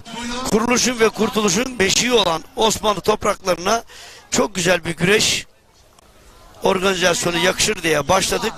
Ama biz kendi imkanlarımızla bir yere kadar getirdik. Ama olmuyor. Taşıyamıyoruz. Çünkü artık bizim boyumuzu aştı. Bizim öyle anlar oldu ki, öyle yıllar oldu ki sizler de şahitsiniz. Kırkpınar'da baş pehlivanlığa güreşen 36 pehlivanın olduğu yıllarda biz 28 tane, 26 tanesini orada peşraf çektirdik, ağırladık. Bu bize nasip oldu. Bunu daha da ileriye götürmek, bölgemizde bir marka olmak. Kime burada çağrıda bulunmak istersiniz? Burada başta Sayın Valim. Sayın Valim başta olmak üzere bize bir omuz atıp, bize belediyeler tarafından destek verilip bunu Oğulpaşa olarak değil, artık ilimizin bir ekolü olsun. İlimizin bir... Ama Oğulpaşa da anılacak değil mi? Tabii ki anılacak. Biz ev sahibiyiz her zaman. Biz misafirperverlik şeyini göstereceğiz orada. Misafirlerimizi ağırlayacağız. Orada kazanlar kaynar. Evet. Keşkekler yapılır. Orada misafirperverlik has safhada o kadar çok yedi ki güreşe bile zor yetiştik. Evet. Maalesef böyle bir bölgemizin misafirperverliğini söylemeye gerek yok. Bu ikram söylenmez ama yeri geldi 3 ton, yeri geldi 5 ton bulgur pişirdiğimiz yıllar oldu. Öyle bir oldu ki burada şimdi güreş ediyorum. Güzel bir heyecan, güzel bir heves, yeni bir başlangıç. Ama seyirci yok. Evet. Seyirci, ama evet. Alan bayağı büyük. Seyirci yok. Biz orada 15 bin kişinin önünde bu güreşleri yapmaya çabasında bulunuyoruz. Bundan sonra daha güzel olacak diyorum. Ben burada belediye başkanlarımızın, valilerimizin, kaymakamlarımızın bize sahip çıkıp maddi olmasa bile manevi olarak saha düzeninde, güvenlikte, asayişte, sağlıkta, bunlarda biraz daha bizlere omuz vermelerini, atasporumuz olan güreşe daha iyi hizmet edebilmek ve o bölgedeki insanların, herkesin Kırkpınar'a gitme şansı yok. Recep Bey, biliyorsunuz. Kırkpınar'ı ayaklarına getirelim. Kırkpınar'ı ayaklarına getirelim. Allah bize öyle bir öyle bir saha, öyle bir şey vermiş ki biz bunun zekatını vermeye çalışıyoruz. Evet. Çünkü kerametin kendimizde olmadığını biliyoruz. Kerametin zeminde, sahada. Allah bize öyle bir lütufta bulunmuş. 1000 dönüm, 1500 dönüm şu anda yerde gördüğümüz Mera'daki, şu anda güreş yapılan Mera'dan daha düzgün bir Mera'ya sahibiz. Biz de bunun öşürünü vermek istiyoruz. Milletimizle, sporcularımızla paylaşmak istiyoruz. Şimdi bugün bir sanatçı getiriyorsun, yüzlerce, binlerce lira veriyorsun. Yarım saat sahnede kalıyor, çekilip diyor. Bu sporculara da destek olmak. Esas amacımız da bu. Bunları orada milletin önüne atıp millete seyir şeyi değil. Ya onların da bir hakları, evet, özlük hakları var. Evet. Ceplerini almaları bir harçlık var. Bunlarla ilgili de biz de değerli büyüklerimizden bu konuda destek bekliyoruz. Zengin iş adamlarımızdan destek bekliyoruz. Oğulpaşa'yı olarak değil, hak ettiği yere getirelim. Evet. Bilecik markası haline getirelim diyoruz. Her yerde yapmaktansa bir yerde daha büyüğünü yapıp, neden olmasın Bilecik Elmalısı, Bilecik Kurtderesi, yani Çanakkale'nin Kurtderesi neresi? Balıkesir'in, evet. Balıkesir'in Kurtderesi. Yani neden olmasın? Biz hazırız. Evet, peki. Değerli büyüklerimizden bu konuda destek istiyoruz. Yeri geldiğinde yine sizin bu güreşlerinizi takip ederek, zaten her hafta takip ediyorum. Güreşin tarihi belli olunca yine sizlerin aracılığıyla inşallah bütün Türkiye duyurmak üzere yeniden böyle bir fırsat verirseniz bize çok memnun olur, veya aranır siz davet edersiniz. Oğulpaşa'ya hem sporcularımıza hem spor severlerin herkesi bekliyoruz inşallah. Seve. Teşekkür ediyorum değerli. Biz de teşekkür ederim bu imkanı, fırsatı verdiğiniz için. Muhtarım hayırlı uğurlu olsun. Sağ ol. Rabbim iyi hizmetler nasip Recep Bey, çok geçmişte anılarımız oldu Oğulpaşa'da be. Evet. Hakikaten çok anılarımız oldu ya. Orada kimler güreşmedi? Neler yapmadık Süleyman ya. Aykırı küçük ortadayken orada güreşti. Şimdi Başpehlivan Ümit Baltalar güreşti. Evet. İsimler güreşti. Ne Recep Karası kaldı, ne Şaban Yılmazlar kaldı. Ne demiş Murat Hikmetler var. Hikmetleri sağ olsun, eksik olmasın. Kırkpınar'da eşref çeken pehlivanların hepsini hemen hemen orada ağırlama şerefine nail oldu. İnşallah yine öyle olacak diyorum. Teşekkür ediyorum İbrahim Pınar. Biz de teşekkür ederiz. Sağ olun, var olun. Evet. Sağ olun.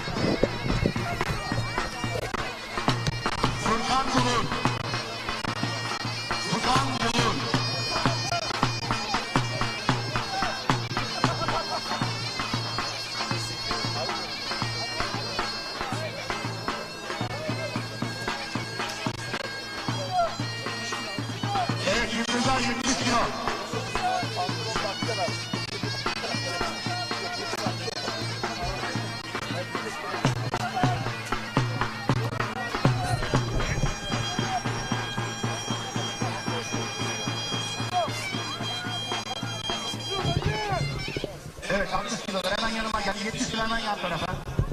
Saygıdeğer misafirlerimiz, kıymetli güreşseverler, yıldızlar 60 ve 70 kilogram. Evet değerli güreşseverler, birazdan başpehlivanlarımız çeyrek final için salavatlanacaklar. Eşleşmeleri bir kez daha Şener Ser anons edecek başpehlivanlıkta, siz bu mücadeleleri izlerken. Evet, Recep Tosun başpehlivanlıkta çeyrek final.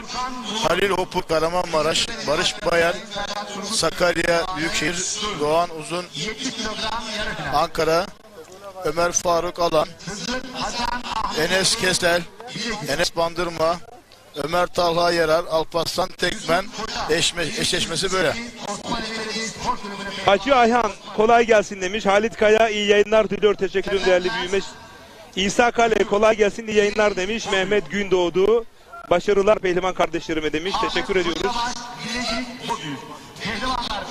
Ekin Türk TV, Nokta TV ve TV 264 ortak canlı yayın ağındayız. Değerli güreşseverler.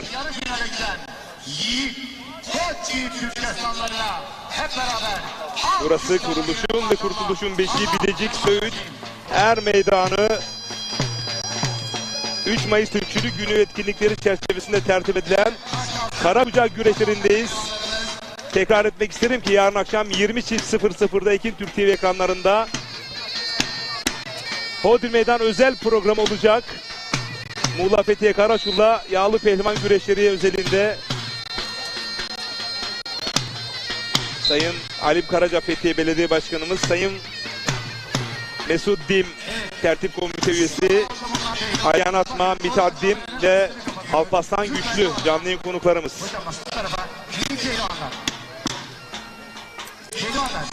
Dosyadan Hacı Ayhan iyi yayınlar diliyor. Teşekkür ediyoruz.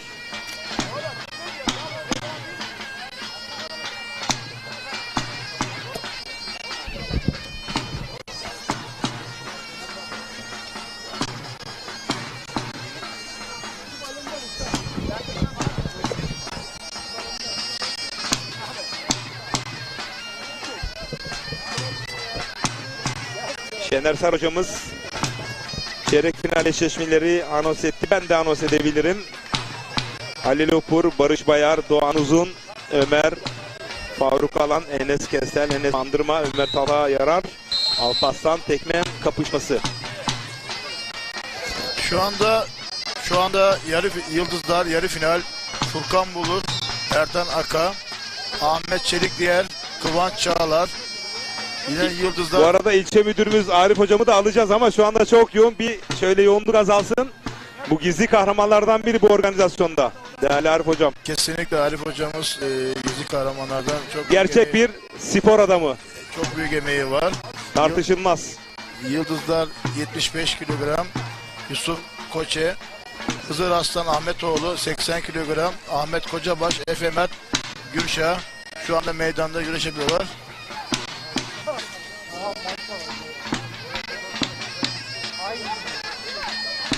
Evet, Sarmakale'den genç kardeşimiz, bakıyorum, Furkan Bulur, evet.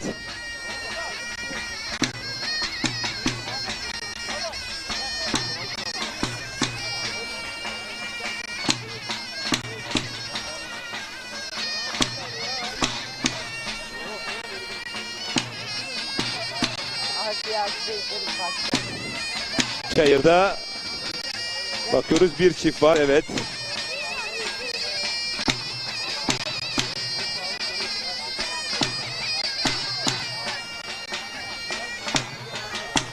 Fatih Demir, Türkiye Geleneksel Güreşler Federasyonu, Karakucak, Aba Şalvar aşırtmalı güreşlerin koordinatörü, yine muazzam işlere imza attı bugün.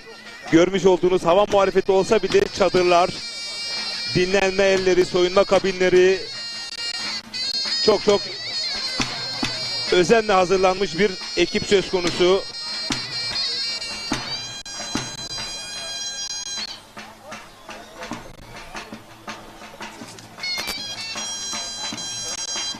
Sayın Ethem Güler. Ethem hocam. Devam et abi. Devam et.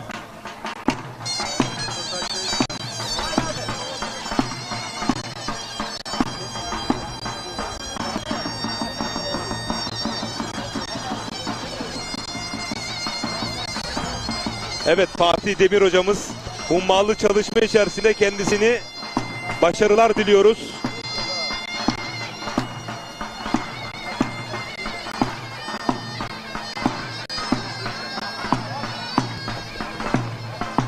Evet, az sonra kısa bir reklam arası vereceğiz. Değerli güreş severler, baş pehlivanlarımız çayıra çıkmadan Ömer Oğuzhan, değerli büyüğüm, iyi yayınlar diliyor.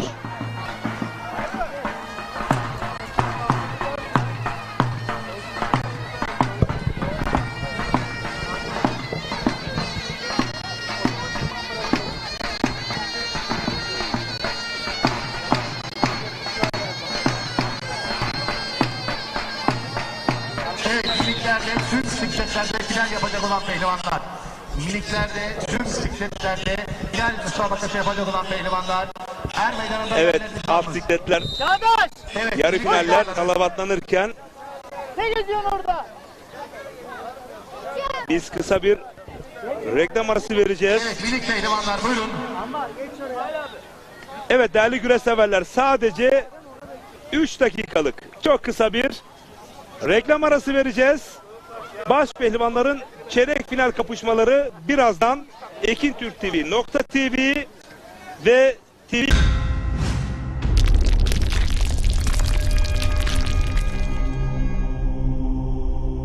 Bizi izlemeye devam edin.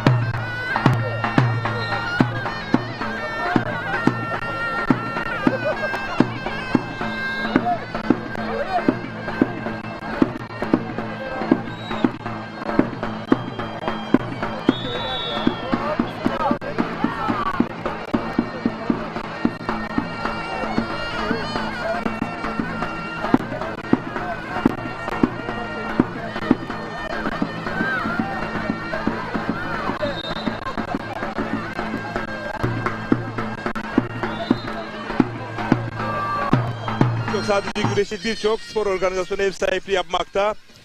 Uzun yıllardır burada görev yapmakta. Arif Yavuz, kendini bir tanıtır mısın hocam? Biz tanıyoruz ama. Öncelikle hepinize, ekibinize teşekkür ederim. Böyle bir önemli günde bizleri yalnız bırakmadığınız için tüm ekibinize teşekkür ederim. Ben Arif Yavuz, Kahramanmaraşlıyım, milli güreşçiyim. Spor teşkilatının içerisinde 95 yılından beri... Biraz da yüksek ses alabilirsek. Evet. Spor teşkilatının içerisinde 1995 yılından beri güreşin içerisindeyim. Güreşe hakim olduğum bir branş. Şu anda... Kimin çırağısınız? Şahin Opur'un... Evet, Türkiye GRT Güreşler Federasyonu Başkan Vekilimizin çırağı olur. Evet, Şahin hocamız emeği çok bizde, buralara gelmemizde, Allah razı olsun. 13 yıldır Bilecik'te görev yapıyorum. Son 4 yıldır Gençlik Spor İlçe Müdürü olarak görev yapmaktayım. Yıl içerisinde 3-4 tane güreş organize ediyoruz. Bunların en önemlisi Söğüt Şenlikleri, Eylül ayında yapılan Karakucak güreşlerimiz, cirit müsabakalarımız, atlı okçuluk, geleneksel Türk okçuluğu, geleneksel sporların tamamını inşa ediyoruz burada. Yoğun bir katılımla, protokolümüzle beraber çok güzel spor etkinliği yapıyoruz. Tüm vatandaşlarımızı Eylül ayında yine büyük organizasyonumuza bekliyoruz. İnşallah. Bu arada Erdal Cesur, Antalya Manavgat'tan iyi yayınlar diliyor. Bir güreş aşığı, güreş sevdalısı Erdal Cesur, değerli güreş severler. Küçük pehlivanları alır, Türkiye'nin dört yanını güreşlere götürür, cebinden para harcar, fotoğraflarını çeker, onları annelere, babalara gösterir. Yani öyle çok vitrin oynayan biri değil. Erdal Cesur abimizi inşallah pazar günü Muğla Fethiyer Meydanı'nda da röportajda birlikte olacağız. Ahmet Aras, Remzi Bulut iyi yayınlar diliyor. Umut da iyi yayınlar diliyor. Teşekkür ediyoruz. Değerli hocam, Söğüt birçok sportif anlamda ev sahipliği yapmakta. Ezanı Muhammedi okunmakta da ve şu anda da pehlivanlarımız durdu. Bu bağlamda önümüzdeki aylar içerisinde bir takvim söz konusu mu farklı spor branşlarında faaliyette? Tabii ki biz önümüzde şu an Gençlik ve Spor 15-21 Mayıs Gençlik Haftası programımız var. Dolu dolu bir spor etkinlikleri düzenliyoruz. 5-6 branşta tüm katılımlarla okullarımızın güzel bir spor şöleni sunacağız yine Söğütlü hemşehrilerimize. Bu anlamda uluslararası ya da ulusal müsabakalar açısından Osmaneli ilçemizde yine biz Karakucak güreşleri yapıyoruz. Oğulpaşa güreşlerimiz olacak yine Haziran ayında. Takvimi henüz net belli değil ama Haziran'ın 8'i gibi gözüküyor. Buradan tüm güreş severleri bekliyoruz inşallah. 8 Haziran'da yine. İnşallah. Ve az önce de çok değerli belediye başkanımız Ferhat Durgut geldi. Evet. Çok özel açıklamalarda bulundu. Başkan özelinde de neler söylemek istersin? Başkanımızla Söğüt Şenliklerinde komite olarak 3 yıl beraber görev aldık. Gerçekten son derece sporu seven, spora destek veren, gençlerin yanında olan, abilik yapan ve her türlü bize desteğini esirgemeyen çok kıymetli başkanımıza teşekkür ediyorum. Bu anlamda kuruluşun ve kurtuluşun beşiği Söğüt'te Çalışkan Belediye Başkanımızla yine görevinde başarılar dilerim. Başarılar dilerken bize her türlü spor anlamında katkı sağladığı için ayrıca teşekkür ediyorum belediye başkanımıza. Zonguldak'tan Hakkı Yiğit, değerli büyüğüm, iyi yayınlar diliyor. Teşekkür ediyoruz. Selamlar yolluyoruz. Bu arada az önce sanırım Kırıkkale'den bir Raşit hocamız bir değerlendirme yaptığı bir organizasyon söz konusu mu? Evet, 26 Mayıs'la ilgili bir tarih planlamaları var. Karakucak güreşleriyle alakalı Kırıkkale'de Karakucak güreşlerinin olacağını ama net önümüzdeki hafta belli olacağını tarihin. Evet. Orada da güzel bir Karakucak güreşleri oluyor. İnşallah biz de katılmayı planlıyoruz. Harika, İlçedeki sporcularımızla. Harika. Bizim burada şu anda 20'ye aşkın genç sporcumuz var. İlçemizde antrenörümüz haftanın 5 günü antrenman yapıyor. Civar bölgedeki illere Karakucak organizasyonlara ekiplerimizi gönderiyoruz. Sadece civar bırakmayalım. Maraş'a, Kahramanmaraş'a da Şahin Opur Başkanımız davet eder. Başkanımız özellikle geçen yıl katıldık Mertiz Boyalı güreşlerine Bilecik olarak. Beraberdik. Evet, çok güzel bir ambiyansı var. Dolu dolu geçiyor. Kahramanmaraş'ta sorayım son olarak. Türkiye Gençler Güreşler Federasyonu Başkanı Sayın İbrahim Türkiş ve Başkan Vekilim Şahin Opur göreve gelmeden önce nasıldı, geldikten sonra nasıl? Bir şunun özelini yapalım. Tabii ki daha önce Türkiye Güreş Federasyonu çatısı altında Karakucak ve yağlı güreşleri planlanıp yapılıyordu ama kurumsal anlamda şu anki gibi değildi. Sayın Başkanımız İbrahim Türkiş'in federasyon başkanı olması ve Şahin Hopur'un başkan vekili olmasıyla beraber yağlı güreş başta olmak üzere çok ivme kazandı ülkemizde. Bunun popülerliğini her yerde görüyoruz. Gerek çevremizde gerek basında çok güzel yer edindi. Karakucaklar tabii ki minderin altyapısını oluşturuyor. Biz de buradan aslında olimpik sporcularımızı hazırlayarak mindere ülkemizi temsil edecek sporcular kazanması açısından biz de her türlü çalışmaları sağlıyoruz arkadaşlarımıza. Hocam teşekkür ediyorum. Ben teşekkür Yüreğine ederim. sağlık. Yoğunsun. Evet. Hala organizasyon devam etmekte, koşuşturuyorsun. Sağ olun. Değerli güreşseverler, özel konuğumuz Arif Yavuz bu bölgede, bu ilçede her şeyini ortaya koyuyor. Gençlik ve Spor İlçe Müdürü olarak. Yüreğine sağlık. Sağ olun. Teşekkür Rabbim ederim. sana derman versin çünkü kolay değil. Teşekkür ediyoruz. Sağ Ben olun. teşekkür ederim. Pehlivanlarımıza Allah derman versin diyorum. Kolay gelsin. Çok sağ olun hocam. Sağ olun.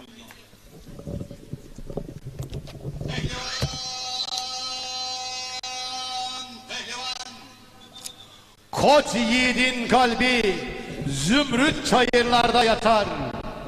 Var meydanında Şener hocam hangi boy salı atlanıyor şu anda? pırpırların nakışları bile Başaltı çeyrek güneş final tutar. salınıyor. Ekranları Demeyesin, başında izleyen seyircilere babamdır, takdim edelim kardeşimdir. eşleşmeleri. Harika. Cihangir Tekin Ankara Dedaş Spor Kulübü, Fatih Yusuf Kotan Bilecik, Ramazan Demir Bilecik, Mevlüt Özdemir Kahramanmaraş, Cüneyt Budak Ankara Büyükşehir Spor Kulübü Erzurum, Murat Fırat Bozüyük Bilecik, Murat Şahin Bilecik Söğüt, Emir Boran Bozkurt Ankara Ulaştırma Spor Kulübü Kars bölgesinden. Bu arada araya gireceğim. Doğan Cihan mesaj yollamış. Şener Sar hocam çok deneyimli bir yorumcu, doğru bilgilerle sen doğru bir tercih etmişsin. Yolunuz açık olsun demiş. Bu mesaj üzerinde bir teşekkür etmek ister misin Doğan kardeşime? Doğan kardeşime teşekkür ediyorum. Sağ olsun, var olsun, Recep olsun. Biz burada gerçekleri, gerçekten bildiğimiz şeyleri anlatmaya çalışıyoruz. Yani biz bu sporu yaşadık. Yıllarca güreş yaptık, kara kucak yaptık, minder güreşi yaptık, Greco-Roman stil güreş yaptık ve yağlı güreşi yaptık. Mesaj şu bağlamdaydı. Teknik bilgileri anında alıp buraya getirmen ve güreşseveri bilgilendirmen bu çok önemli. Kesinlikle. Yani alışılmış yorumcuların dışında oturup koltukta sadece var olan güreşi yorumlama özelliğinde değil, teknik anlamda da destek sunman münasebetiyle güreşsever memnuniyetini ortaya koyuyor. Kesinlikle. Ben burada teknik olarak da açıklama yapıyorum. Yani kara kucak güreşi kesinlikle minder güreşine %100 faydalıdır. Yağlıya da faydası vardır. Ama kara kucak güreşi minder güreş yapan sporcuyu bozmaz ve daha çok katkı sağlar. Harika. Buradaki bizi izleyen seyircilere, sporcu velilerine buradan aktaralım. Yani kara kucak bizim özümüz. Yani güreşin özüdür. Altyapısıdır. Ben tabii ki tüm velilere buradan aktarıyorum. Yani ikiye bölebiliriz değerli öğretmenim. kesinlikle kara kucak güreşini yaptırsınlar. Yani yapmalarında fayda var. Kendi kariyerleri adına, evet. Kendi kariyerleri adına, çünkü minder güreşine çok büyük katkısı var. Süre, teknikler minder güreşine benziyor. Sadece işte dediğimiz pırpıt dediğimiz. Ahmet Aras sevgili dostuma selamlar yollar mısın demiş. Ben de kesinlikle selam söylüyorum Ahmet Aras'a, Tokat'a. Remzi Bulut iyi yayınlar diliyor. Ekranları başında izleyen. Güreş kalsın. Bizi alalım değerli öğretmenim. İkili ekranda güreş kalsın. Hacı Ayhan üstadları yayınlar Tosya'dan demiş. Teşekkür ediyoruz. Emre Köse baş pehlivanlar kimler demiş.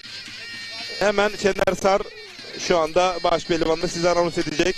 Baş pehlivanlar Halil Hopur, Barış Bayer, Doğan Uzun, Ömer Faruk Alan, Enes Kester, Enes Bandırma, Ömer Talha Yarar, Alparslan Tekmen.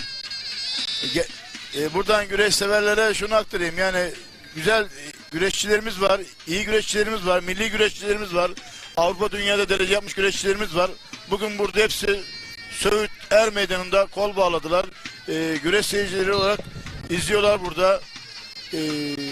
Yani burada gerçekten bütün hünerlerini sergiliyorlar. Seyircilerimizi bu konuda aktaralım. Bu güreşler burada yaşayacak, devam edecek. Etmeli de.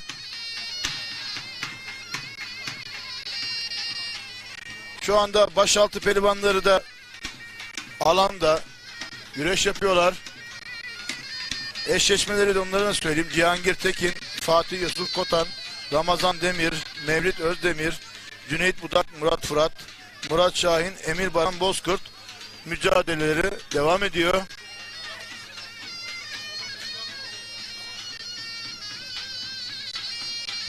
Türk'ün otağı ilk yerleşkesi Bilecik Söğüt'ten. Güzel güreşler oluyor burada.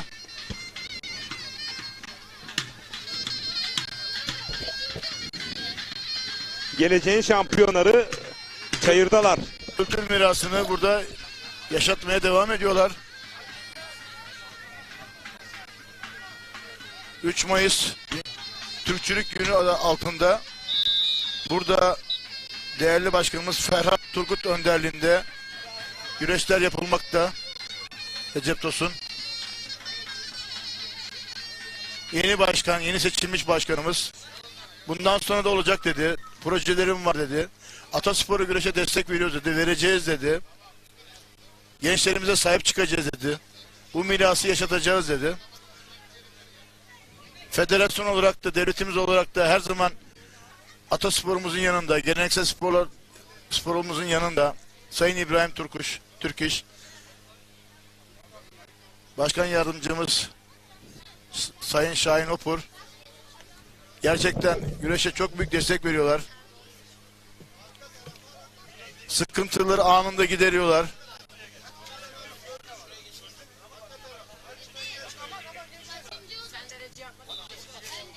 Evet kıymetli misafirlerimiz, yine şu anda Söğüt Er Meydanımıza Söğüt Jandarma Ulaştırma Eğitim Merkezi Komutanımız Jandarma Albay İbrahim Enver Sungur Beyefendi aramızdalar.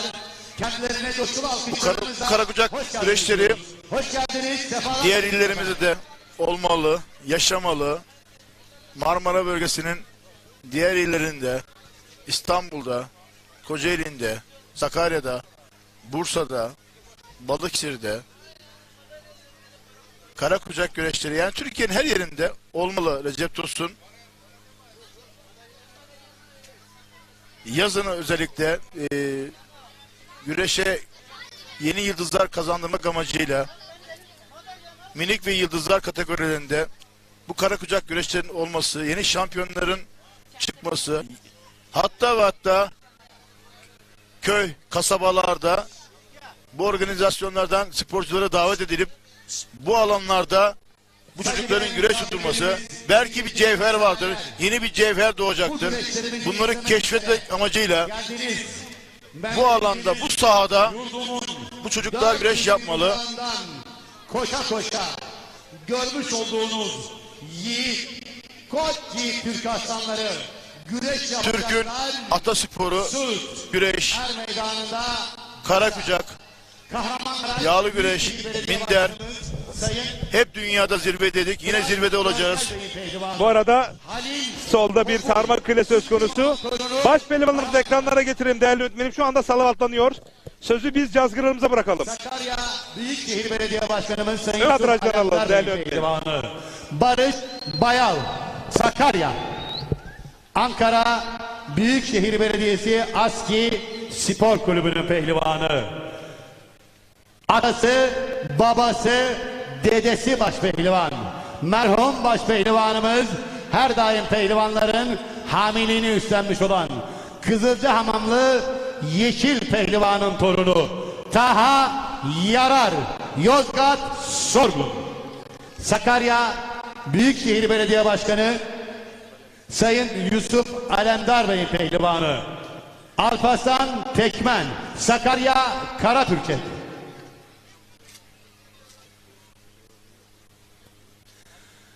Milli güreşçimiz, Avrupa üçüncüsü, kısa şalvar dünya şampiyonu. Kahramanmaraş Büyükşehir Belediye Başkanı Sayın Fırat Görgel Bey pehlivanı. Muhammed Enes Bandırma, Kahramanmaraş. Sakarya Büyükşehir Belediye Başkanı Sayın Yusuf Alemdar Bey pehlivanı. Enes Kester, Samsun Salıpazarı. Kahramanmaraş Büyükşehir Belediye Başkanımız Sayın Rıfat Görgel Bey, Fırat Görgel Bey pehlivanı. Mesajımız var. Orhun kaynağından Türkistan bozkırlarına, Anadolu'dan Balkanlara, bütün Türklerin 3 Mayıs Türkçülük gününü gönülden kutluyorum.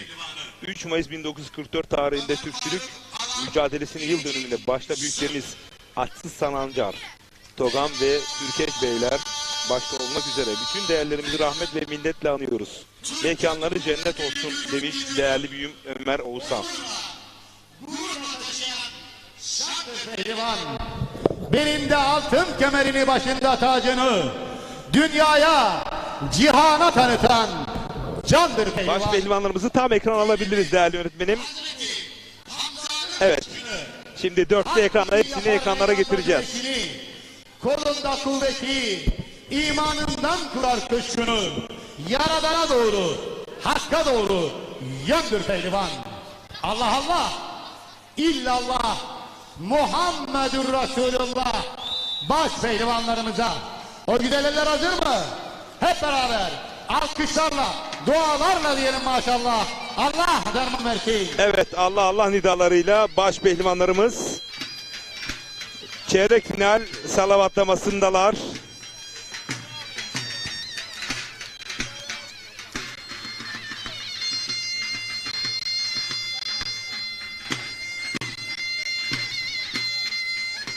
Tekli ekranlara getiriyoruz. Evet, Halil Opur ekranlarda. Lütfen meydanda. Kuşak güreşçileri. Enes Kesler ekranlarda. Doğan Uzun. Evet, Doğan Uzun ekranlarda. Evet, Nurettin Hocam. Kuşaktan söz Ömer Faruk Alan. Barış Bayev. Yönetimde yine sen ekranlarda. Halil Opur. Kahramanmaraş Büyükşehir Belediyesi'nin pehlivanı. Huzur peşrefini çekiyor şu anda. Evet, Yıldızlar'da Enes Bandırma. final Daha yapacak olan pehlivanlarımız. Yine Enes Kestel. Kuşak güreşinden sonra Sakarya Büyükşehir Belediyesi'nin baş pehlivanı. Taha Yarar. Eski baş pehlivan Ramazan Yarar'ın mahdumu. Ağır siklet. Yine Enes Bandırma. Barış Bayev, Sakarya Büyükşehir Belediyesi'nin pehlivanı. Yağlı güreşte de baş altında iddialı isimlerinden Recep Bugün Uzun. burada iddialı mı? Doğan Uzun. Şu anda ekranlarda. Evet, Doğan Uzun pehlivanımız, evet. Ankara Aski Spor Kulübü'nde milli güreşçimiz Recep Tosun. Gerçekten burada güzel, iyi pehlivanlar var, kaliteli pehlivanlar var. Yani yağlıcı, kara kucakçı, minderci, evet, hepsi karışık, hepsi bugün gelmişler. Balıkesir, Bilecik, Söğüt'te bol bağladılar. Pırpıt giymek zorundadır. Şu anda Enes Bandırma sırtı bize dönük. Çıkamaz ona göre. Enes Kester'le Kürsüye çıkacak bütün pehlivanlar mücadeleye başladı. Recep Tosun. Yine ekranlarda Alparslan Tekmen vardı. Şu anda Enes Bandırma, Enes Kester. Evet, İki Enes'in mücadelesi. Büyüklerde. Eski şampiyonlardan Kemal Kester'in de mahdumu Enes Kester. Yani pırpıtla kürsüye çıkmak zorundadır. Pırpıtla kürsüye çıkmayan pehlivanımızın ödülü takdim edilmeyecektir. Sol üst kadrajda. Bu arada güreş severlerimiz teşekkür ediyorlar. Ekin Türk TV, Nokta TV, TV 264'e, Ekin Türk TV Yönetim Kurulu Başkanı Sayın Selahattin Bayram, Nokta TV Yönetim Kurulu Başkanı Sayın Bezmi Çiçek'e, TV 264 TV'de de Sayın Hakan Bey'e teşekkür ediyoruz. Atasporumuza yapmış olduğu katkılardan dolayı. Sağ üstte, sol üst aynı mücadele değerli yönetmenim. Evet, Taha Yarar paçakızıktan kaldırma girişimi yaptı. Alparslan Tekmen de paçada kasnaklı bir eli. Diğer tarafta da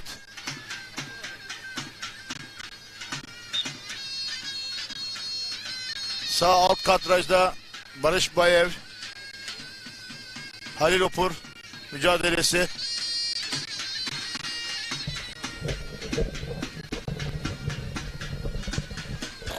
Evet, dörtlü ekran.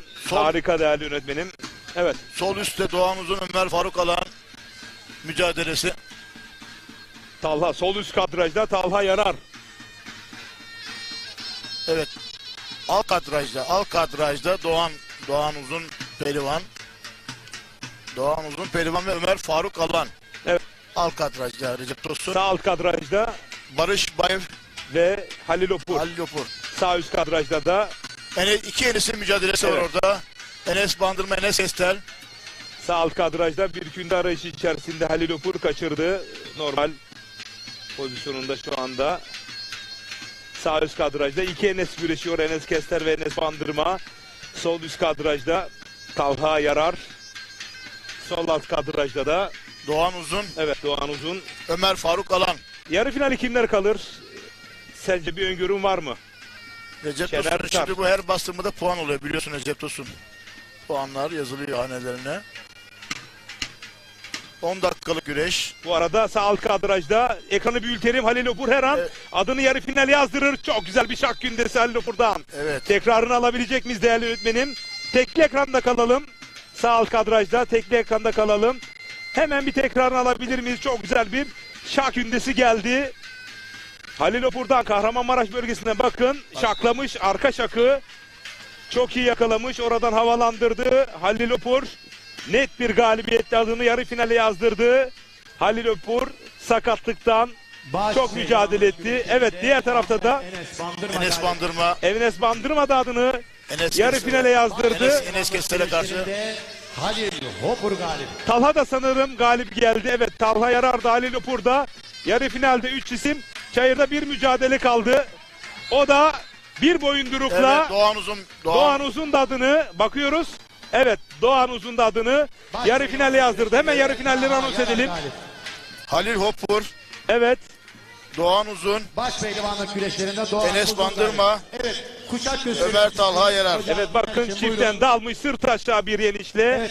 Kadrajı yakalamış. Yenişi değerli yönetmenim Turgut'u tebrik ediyoruz. Bir kez daha alabiliriz o çift dalışı. Son anlarını. Güreşler Federasyonu çatısı Doğan Uzun geleneksel güreşimiz var. Çift almış, rakibini sırt aşağı yenerek Ömer Faruk Alan'ı tekrarını bakalım yönetmenim ekranlara getirebilecek mi? Ve Karasucak.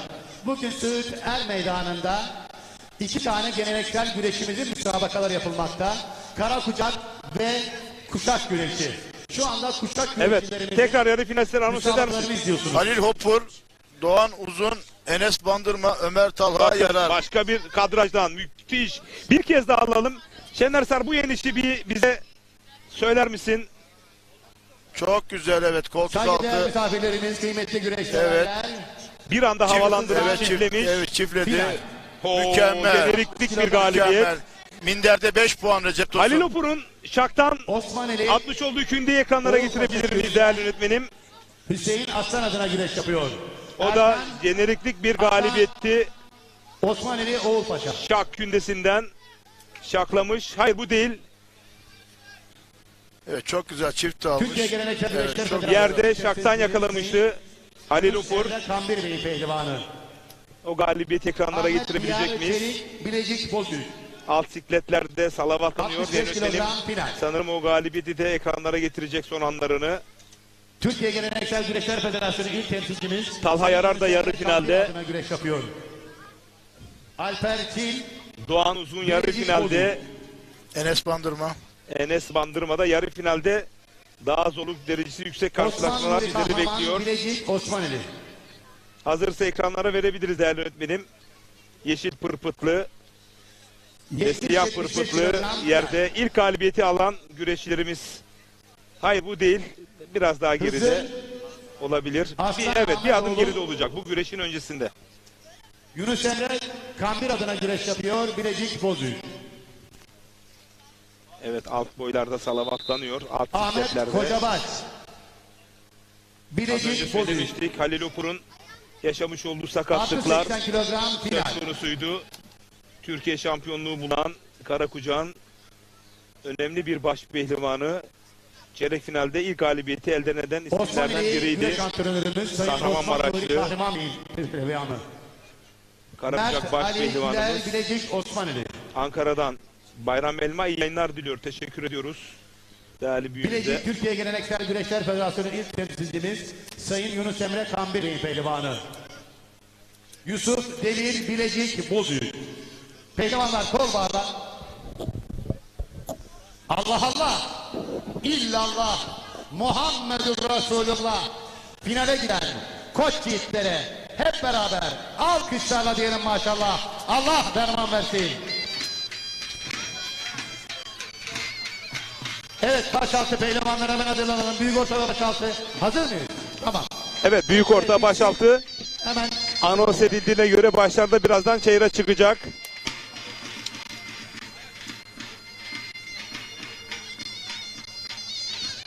Çünkü hava yavaş yavaş kararmaya başladı. Her an değişebilir hava. Hangi siklet Şener Sar şu anda? Bunlar yıldızlar, Yıldızlar. Kategorisi 65, 70, 74 kiloları. Geleceğin şampiyonları Recep Tosun.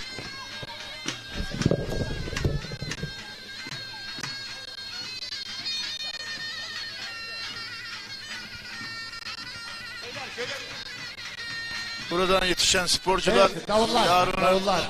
milli takımını oluşturacak. Karakucak büyük güreşi, orta Türk ve güreşinin başaltı her şeyi. Yarı final. Büyük orta yarı final.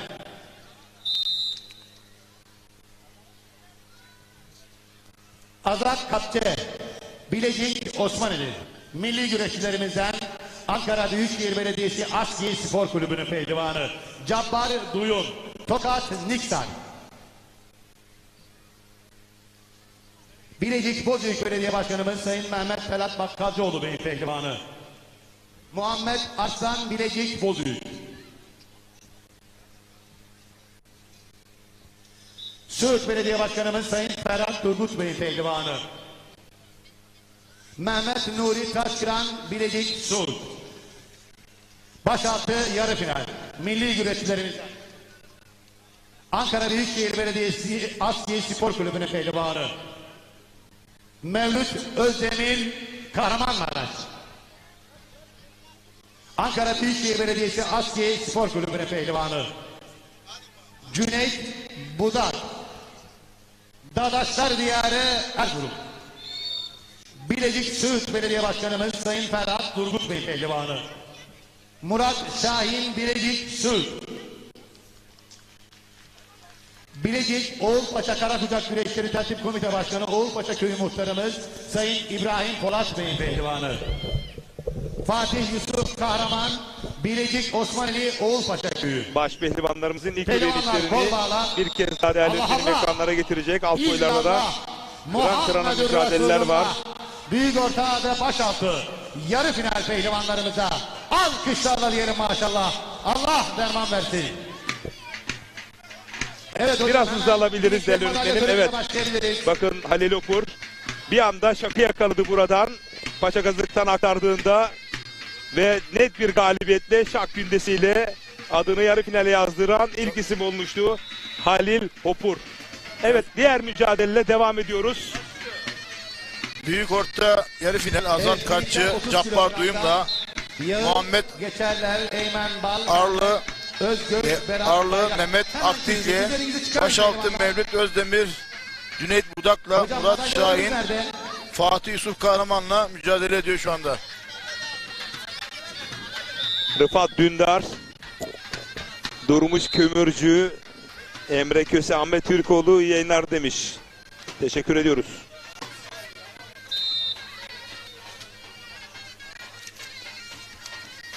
Sporcularımızın madalyalarını takdim etmek üzere Söğüt Kaymakamımız Sayın Ömer Faruk Tuncer Beyefendi'ye davetini Büyük orta başaltı pehlivanları ekranlarınızda Recep Tosun mücadelelerini sergiliyorlar. Gerçekten Cabbar Duyum gibi, Cüneyt Budak gibi Türk milli takımının bu arada çok güzel bir yeniliş kaldı ama önümüzdeki hakem bu yenişi biraz perdeledi. Çok güzel bir yenişti. Hemen 35 kilogram pehlivanlarımız hazır olsunlar. Üçüncü Yiğit Kurtuklu Berat Yiğiter, ikinci Ali Kadir, birinci Hamza Kartal.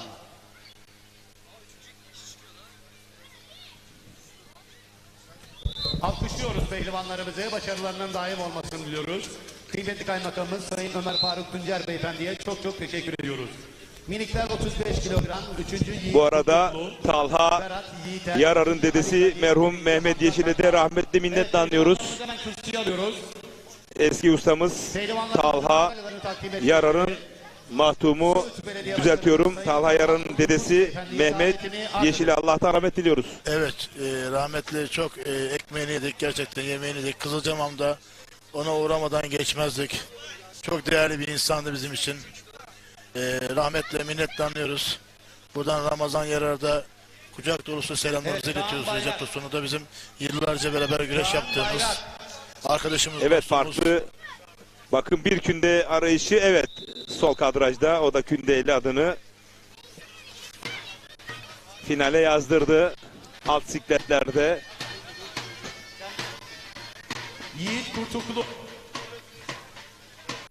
Yiğit Kurtuklu. Evet, güreşlerde kalalım değerli yönetmenim. Bir kez daha tekrarını izliyorsunuz. Bir anda künde pozisyonunda rakibini aşırdı. Net bir galibiyet. Çok çok teşekkür ediyoruz. 40 kilogram 3. Ahmet Can. Yavaş yavaş hava çiselemeye başladı. Evet, yağmur değiyor. Şu an ekranlarda sırtı dönük Cabbar Duyum. Evet, pehlivanlarımız hemen kürsüye Sağ alıyoruz. kadrajda. Ekranın solunda da mücadele devam ediyor. Baş pehlivanlar yarı finale doğru çıktılar. Evet, şu anda sanırım kuralları çektiler. Recep Tosun. Buradan gördüğüm kadarıyla Ahmet Can Bıçak. Halil Upur Can Bıçak. rakibi Doğan Uzun, evet. Yine Ömer Talha Yarar'la Enes Bandırma mücadele edecekler. Güzel mücadele olacak. Müdürümüz Sayın Coşkun Bartın Beyefendi'ye davetimi arz ederiz. Ahmet Can Bıçak.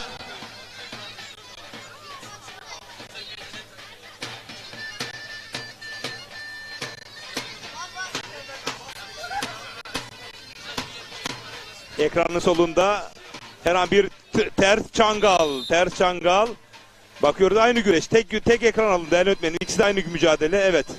Bir ters çangal denemesi. Umarız ciddi bir sakatlığı yoktur. Evet, ayağı gerildi. Evet. Kramp girdi Büyük ayağına. ihtimal kramp girdi. Bakın Recep Evet. Tosun'da şişlik var. Evet. Evet, hemen baş pehlivanlarımız hazır mı? Evet, Bakın baş pehlivanlar. tam burada kramp girdi. Evet, Siyah baş pehlivanlar lütfen pırpıttı. meydandan. Galip geldi. Düdüğü çaldı ama ayağına da kramp girdi, sol ayağına.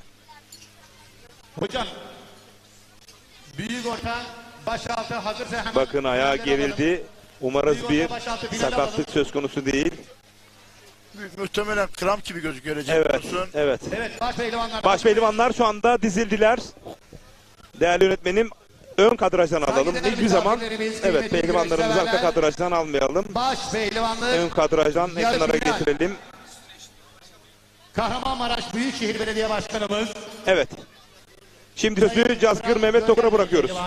Bugün er meydanımızda Söğüt Belediye Başkanımız Sayın Ferhat Durgut adına güreş yapıyor. Halil Hopur, Kahramanmaraş.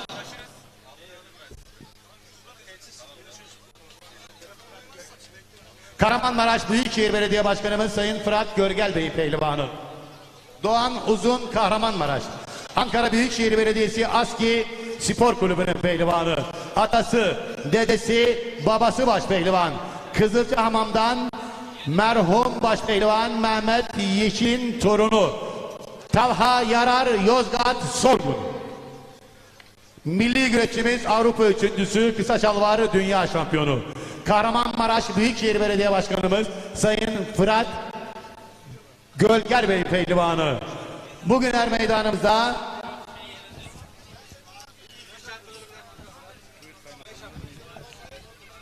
Söğüt Kaymakamımız Sayın Ömer Faruk Tuncer Beyefendi adına güreş yapıyor.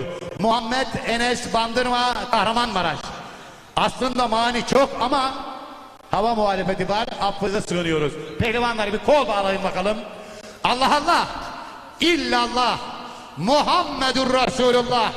Başaltı yarı final baş pehlivanlarımızın yarı finaline hep beraber alkışlarla diyelim maşallah. Allah derman versin.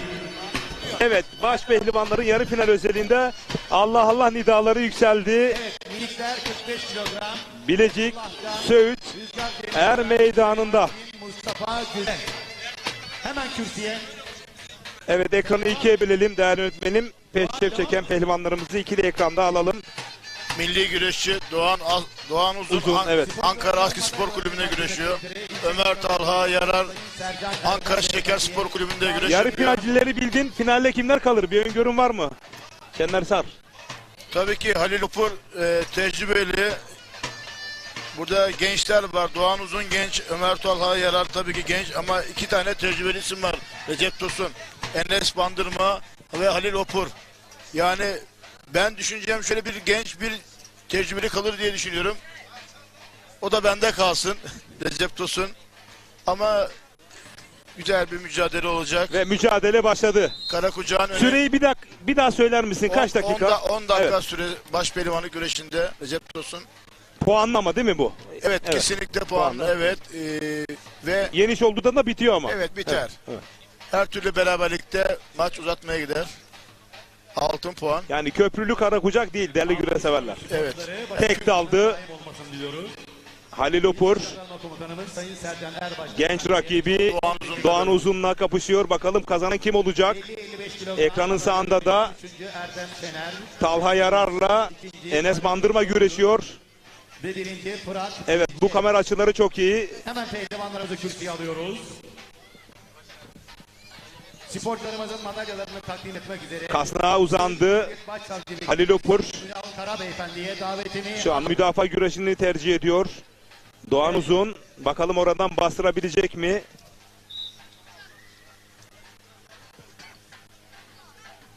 Bir günde vay vay vay. Evet, baş pehlivanlar. Tekrarını alalım değerli yönetmenim. Biz bastırmasını beklerken Halil Upur Doğan Uzun'u bir anda künde pozisyonundan sırt aşağı inerek adını finale yazdıran ilk baş pehlivan oldu. Bakın bastırmasını bekliyordum ben burada açıkçası ama bir anda kündeye yöneldi. Mükemmel. Vallahi yani Mükemmel. hakikaten bugünün çok parlak galibiyeti. Yine arkasından Enes Bandırma, Ömer Talha Yarar'ı, Ömer Talha Yarar'ı mağlup ederek finalin adı Halil Upur ve Enes Bandırma oldu değerli güreş severler.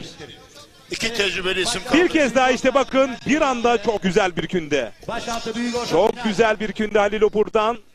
Pehlivan kardeşlerim buyurun. Doğan Uzun'a Hadi Cappar. yani hakikaten kara kucakçı olduğunu ispatladığı burada. Tecrübe burada. Enes Bandırma'nın son anlarını ekranlara getirebiliriz değerli yönetmenim. Evet, minikler 60-65 kilogramda.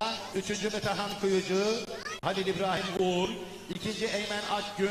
Gerçekten Karakucak güreşinin usta isimleri, tecrübeli isimleri. Hata affetmezler. Diyoruz ya işte bazen gençlik. Bakın Spor ilçe müdürümüz Sayın Gençlik tabii ki. Enes Bandırma'nın iç paçayı yakalamış oradan kepçeleyerek o da net bir galibiyetle adını finale yazdırdı. Bir kez daha yenişler alabilir miyiz değerli yönetmenim? Madalya seremonisi ekranlardayken bir kez daha yenişleri alalım yarı final özelinde. Başaltı final pehlivanı Murat Şahin. Madalya seremonisi de alt siklet değerlerde gençlerimiz. Şanlı bayrağı. Evet. Yıldızına hilaline. Enes Bandırma'nın finalde kaldığı o iç kepçeden paçadan kepçelemiş. Halil Upur'un o muazzam kündesi ekranlara gelecek mi değerli yönetmenim? Finaline. Yenenler birinci, yenilen pehlivanlarımız ikinci olacak. Bakalım. Evet, ödüllerini de kaptılar. Madalya seremonisi ekranlarda. Gençlerimiz bugün mutlular. Hayır, bu değil. Diğer ki değerli yönetmenim. Büyük orta final. Bir anda biz bastıracağını beklerken bir anda kündeledi. Spor kulübünün pehlivanı. Halil Upur. Tokat Niktar. Tecrübesini konuşuyor Halil Upur. Evet. Tekrar ekranlara getirdik. Hatayı affetmedi. Karşı kadrajdan alalım değerli yönetmenim. Pehlivanların salımını karşı kadrajdan alalım. Başaltı final. Ankara Büyükşehir Belediyesi Aski Spor Kulübü'nün pehlivanı. Evet bakın biraz daha ileride, biraz daha ileri sardırırsak burada. Evet tam bastıracağım derken buradan göremiyoruz ama şakladı sanki. Bilecik Yani bugün de böyle bu kadar güçlü atamazdı. Son eli her anda şaka geçti. Vallahi bu oyunu herkes yapamaz yani. Ha. Bir anda geldi bu yani. İşte el becerisi bu olsa el becerisi gerek. çok güzel yakalamış. Halil Hopur'u tebrik ediyoruz. Hangi sikletin yarı finali? Büyük orta baş altı final. Final mi, öyle mi? Evet. Büyük orta ve başaltı final pehlivanlarımıza hep beraber alkışlarla, dualarla diyelim maşallah. Allah derman versin.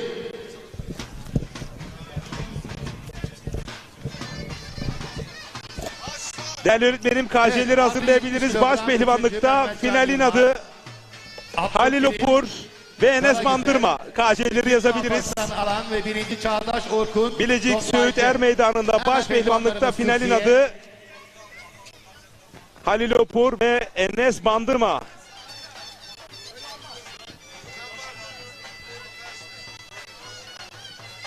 Sadece güreş kıyafeti pırpıkla çıkabilirsiniz. Sporcularımızın madalyalarını takdim etmek üzere Osmaneli Oğulpaşa Karabucak Güreşleri Tertip Komite Başkanı, aynı zamanda Oğulpaşa Köyü Muhtarı Sayın İbrahim Polat Beyefendi'ye davetimi arz ederim. Sayın Muhtarım, Doğancığım sen devam et. Sen devam et, ben duyururum sesimi.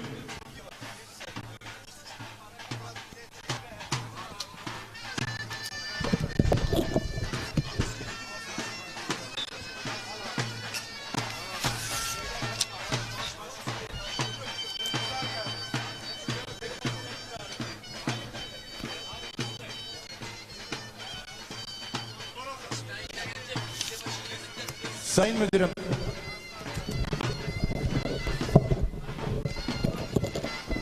Büyük orta ve başaltı finali ekranlarda. Değerli öğretmenim, yakın kadrajdan alalım. Sağdaki güzel.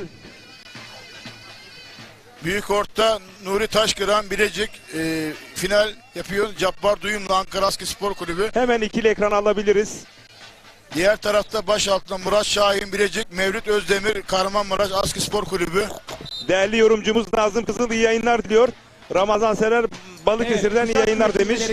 Çok selamlar bizde. 2 tane mücadele var. İkili ekranda alabiliriz. Evet. Hayır, aynı mücadele. Biri yerdeki mücadele değerli öğretmenim. İkisi aynı mücadele. Biri yerdekini alalım. Evet, ama baktık kadrajdan tabii ki. Kuşak güreşinde dereceye giren pehlivanlarımız. Teşekkür ediyorum. Evet, bu şekilde.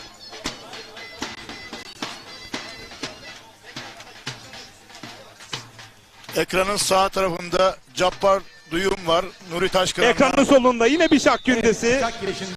Evet, Murat Şahin ile Mevlüt Özdemir arasında. Kazanan mavi pırpıtlı Mevlüt Özdemir. Özet. Siyah pırpıtlı, düzeltiyorum. Pardon. Şak gündesiyle siyah. Ben yanılttım, özür diliyorum. Şener Sar. Murat Şahin. Evet.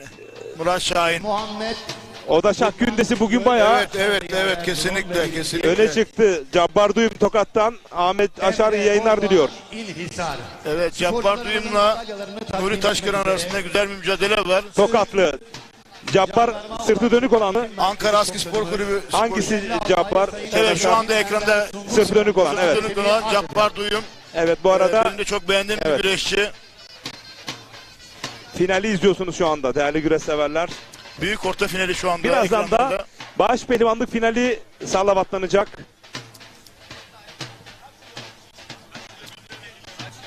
Recep Tosun, bu sporcular bu kara kucak güreşini yaparak minder güreşine bu şekilde hazırlanıyorlar ve de gerçekten çok faydası var. Müsabık oluyorlar. Kesinlikle musabık oluyorlar ve formda kalıyorlar.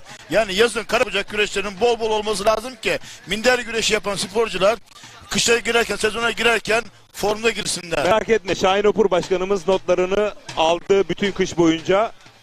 Başkan vekilimiz Şahin Hopur hem kara kucak, hem aba, hem şalvar, hem aşırtmalıda altın çağını yaşayacak, altın. Sporcularımıza, 3. sporcularımıza birer adet bronz madalya. Kesinlikle Şahin Hopur Başkanımız, Başkan vekilimiz, evet. Başkan vekilimiz titizlikle davranıyor.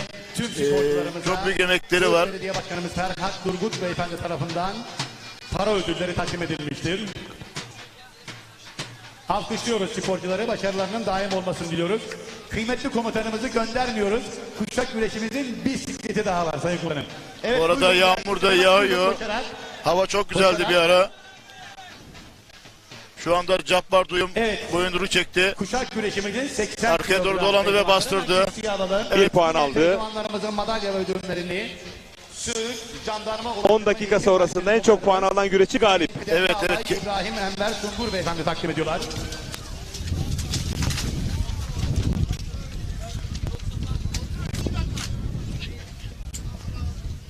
Evet, hemen baş pehlivanlarımız hazırsa.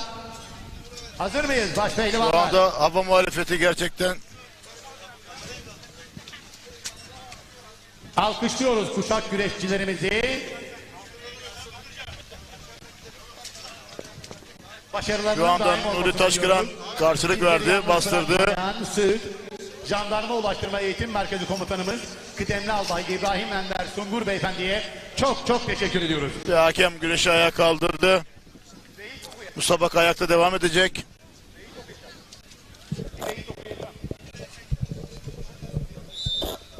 Evet saygıdeğer misafirlerimiz, kıymetli güreş severler. Bir anda rüzgar geldi. Baş Hava pehlivanlık muhalefeti, final. evet. Kahramanmaraş Büyükşehir Şu anda Belediye Başkanımız gayet Sayın iyi. Fırat Cabbar Görgel Duyum Bey daldı, pehlivanı. evet. Şu anda Bugün terste meydanımızda ve puan Söğüt alıyor. Belediye Başkanımız Bir puan daha Sayın geldi Ferhat Cabbar Turgut Beyefendi Duyum'a. adına güreş yapıyor. Halil Hopur Kahramanmaraş. Cabbar Duyum Ankara Avrupa Askı üçüncüsü, Spor Kulübü Kısa sporcusu. şalvar dünya şampiyonu. Kahramanmaraş Büyükşehir Belediye Başkanımız Nuri Taşkıran Bilecik. Sayın Fırat Söğüt. Görgel Bey pehlivanı. Muhammed Enes Bandırma bugün meydanımızda. Söğüt Kaymakamımız Sayın Ömer Faruk Tuncer Beyefendi adına güreş yapıyor. Kahramanmaraş. Yoğun bir sağanak altında. Şu anda yağmur Güneydoğu başladı. Aliço. Değerli güreş severler. Okyanus'ta Yusuf, Karada Emin. Beklerken orta kazandığı finali Karaahmet'in Nuri Taşkıran, Birler hanesinden Bilecik çıka Söğüt'ten geldi. ve çok Kurt güzel bir Dereli oyunla, Mehmet'in evet. Adalı kardeşi Evet sayın seyirciler. Dereli Mehmet. Cabbar Duyum Yedirim rakibi kazığından Nuri Taşkıran'a koptu karşı galip kıyamet. geldi. Koca Filiz, Nakkaş, Evet, baş Ergeneci, pehlivanlar salavatlanıyor Karaahmet, değerli yönetmenim. Rabbim, Büyük orta selamını, final güreşi ekranlara gelecek. Fatiha'mı onlara ilet.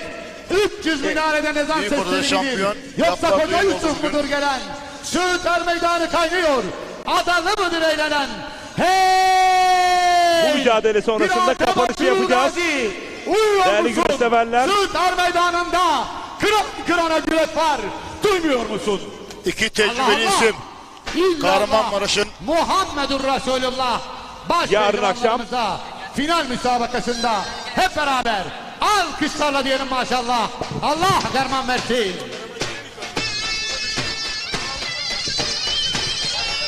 Evet, baş pehlivanlık finali salavatlandı.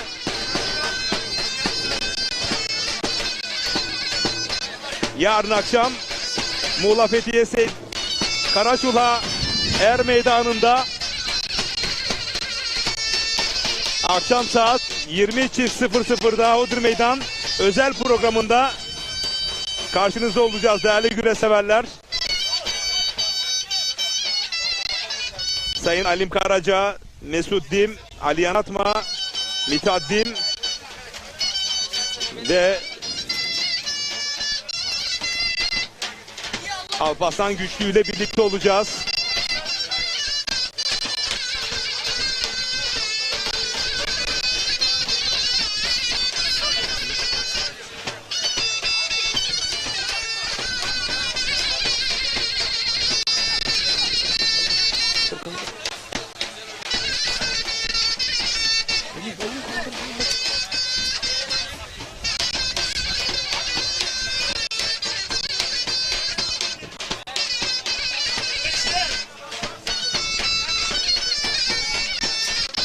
Evet, Halil Opur Enes Bandırma'yı bastırdı. Yine bir sürpriz gündemi gelecek. Yarı finalde olduğu gibi her an baş pehlivan neticelenebilir değerli güreş severler.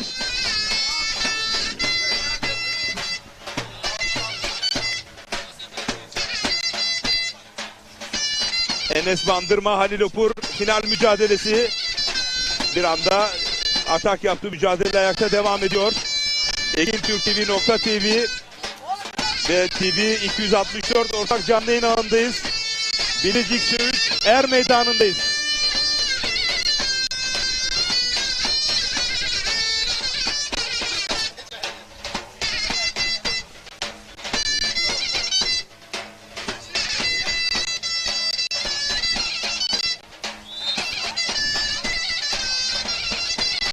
Enes Bandırma'nın hata söz konusu. Beyaz pırpıtlı baş pehlivan, siyah pırpıtlı baş pehlivan da Halil Upur. Beline girdi, bastırdı, bir kol bastığıyla kontra bir hücum yapmak istedi. Üzerinden atladı. Yine mücadeleyi bırakmadı Halil Upur.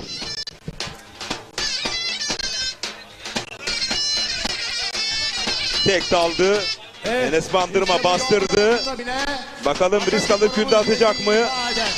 Bu koç yiğitlere şöyle kocaman alkış. Yağmur altında kıyasıya bir mücadele söz konusu. İki baş pehlivan da künde pozisyonunu aldı. Bıraktı. Puanını aldı.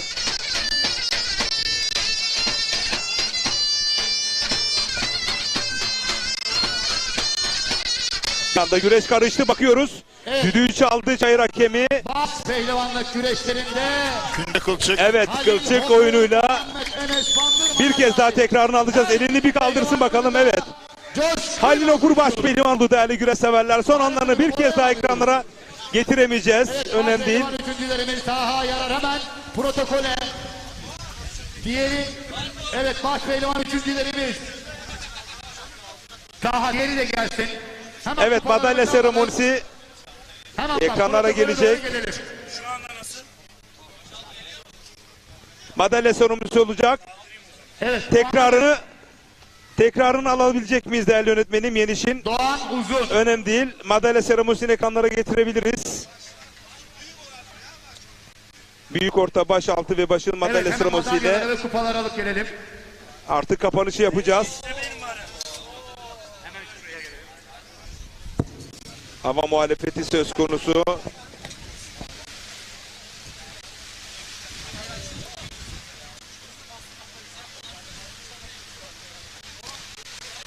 Gerçekten hava çok güzeldi gündüz. Bir anda hava değişti, evet. Allah kendini kapattı çünkü çok dağlık, yüksek Evet, kesim Muhammed burası. Hemen gelin şöyle. Evet, madalya seremonisi de Evet, Rabbim bu zamana kadar müsaade etti. Buna da ihtiyaç var. Sayın Kaymakam, Baş Sayın pehlivan Başkanım. Burası çiftçi, tarım. Halil Upur, Biz de her şeyin ön planında. Enes Bandırma, Bu saate kadar Rabbim üçüncüler Doğan Uzun yağmur vermedi ama bugün ve böyle oldu. Ömer Talha Yarar. Müsaade etti, şükürler olsun. Evet, baş pehlivan üçüncümüz Doğan Uzun. Hemen madalyasını kıymetli kaymakamımız Sayın Ömer Faruk Tuncer Beyefendi takdim ediyorlar. Yine üçüncü Taha Yarar. İkinci Muhammed Enes Bandırma, kıymetli belediye başkanımız Sayın Ferhat Turgut Beyefendi takdim ediyorlar. evet, rüzgardan dolayı Ve baş pehlivanımız kamera Halil Upur baş korumalarımız, pehlivanımızın madalyasını kıymetli yağmurluklarımız. Söğüt Kaymakamımız Ömer Faruk Tuncer Beyefendi takdim ediyorlar. Evet, yine kupalarımız var. Üçüncülük kupasını yine Sayın Kaymakamımız ve belediye Evet, başkanımız teşekkür ediyorum takdim değerli ediyorlar. yönetmenime. Madalya İkinci sonrası baş biter bitmez kapanışı yapacağız. Sayın Çünkü belediye hakikaten başkanımız Ferhat Turgut aşırı Beyefendi bir takdim ediyorlar. fırtına gelmekte. Baş pehlivanımızın kupasını kıymetli kaymakamımız Sayın Ömer Faruk Tuncer Beyefendi takdim ediyorlar. Evet değerli güreş severler, baş pehlivanlıkta kazanan Halil Upur oldu. Enes Bandırma'yı finalde yenerek Bilecik Söğüt Komutanım buyurun efendim. Er Meydanı'nda Komutanım, Sayın Albayım. 3 Mayıs Evet, Türkçülük kıymetli Günü misafirlerimiz. etkinlik çerçevesinde Karakucak güreşlerinde baş pehlivanlığa uzanan Halil Upur olduğu Kahramanmaraş bölgesinden ve yarın akşam saat 23.00'da Odun Meydanı özel programıyla canlı yayınla Muğla Fethiye Karşılayar Meydanı'nda olacağız. Yayında ve yapımda emeği geçen tüm ekip arkadaşlarım adına hepinize mutlu günler diliyoruz. Pehlivanlar hemen buyurun. Ben de teşekkür ediyorum, iyi yayınlar diliyorum. Allah'a ısmarladık.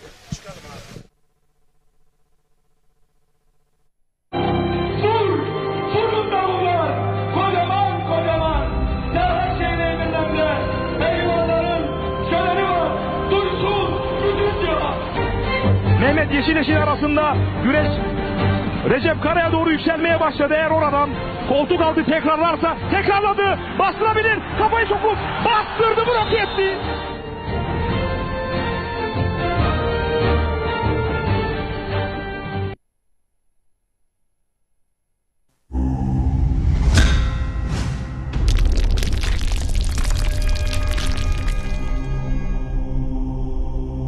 Bizi izlemeye devam edin.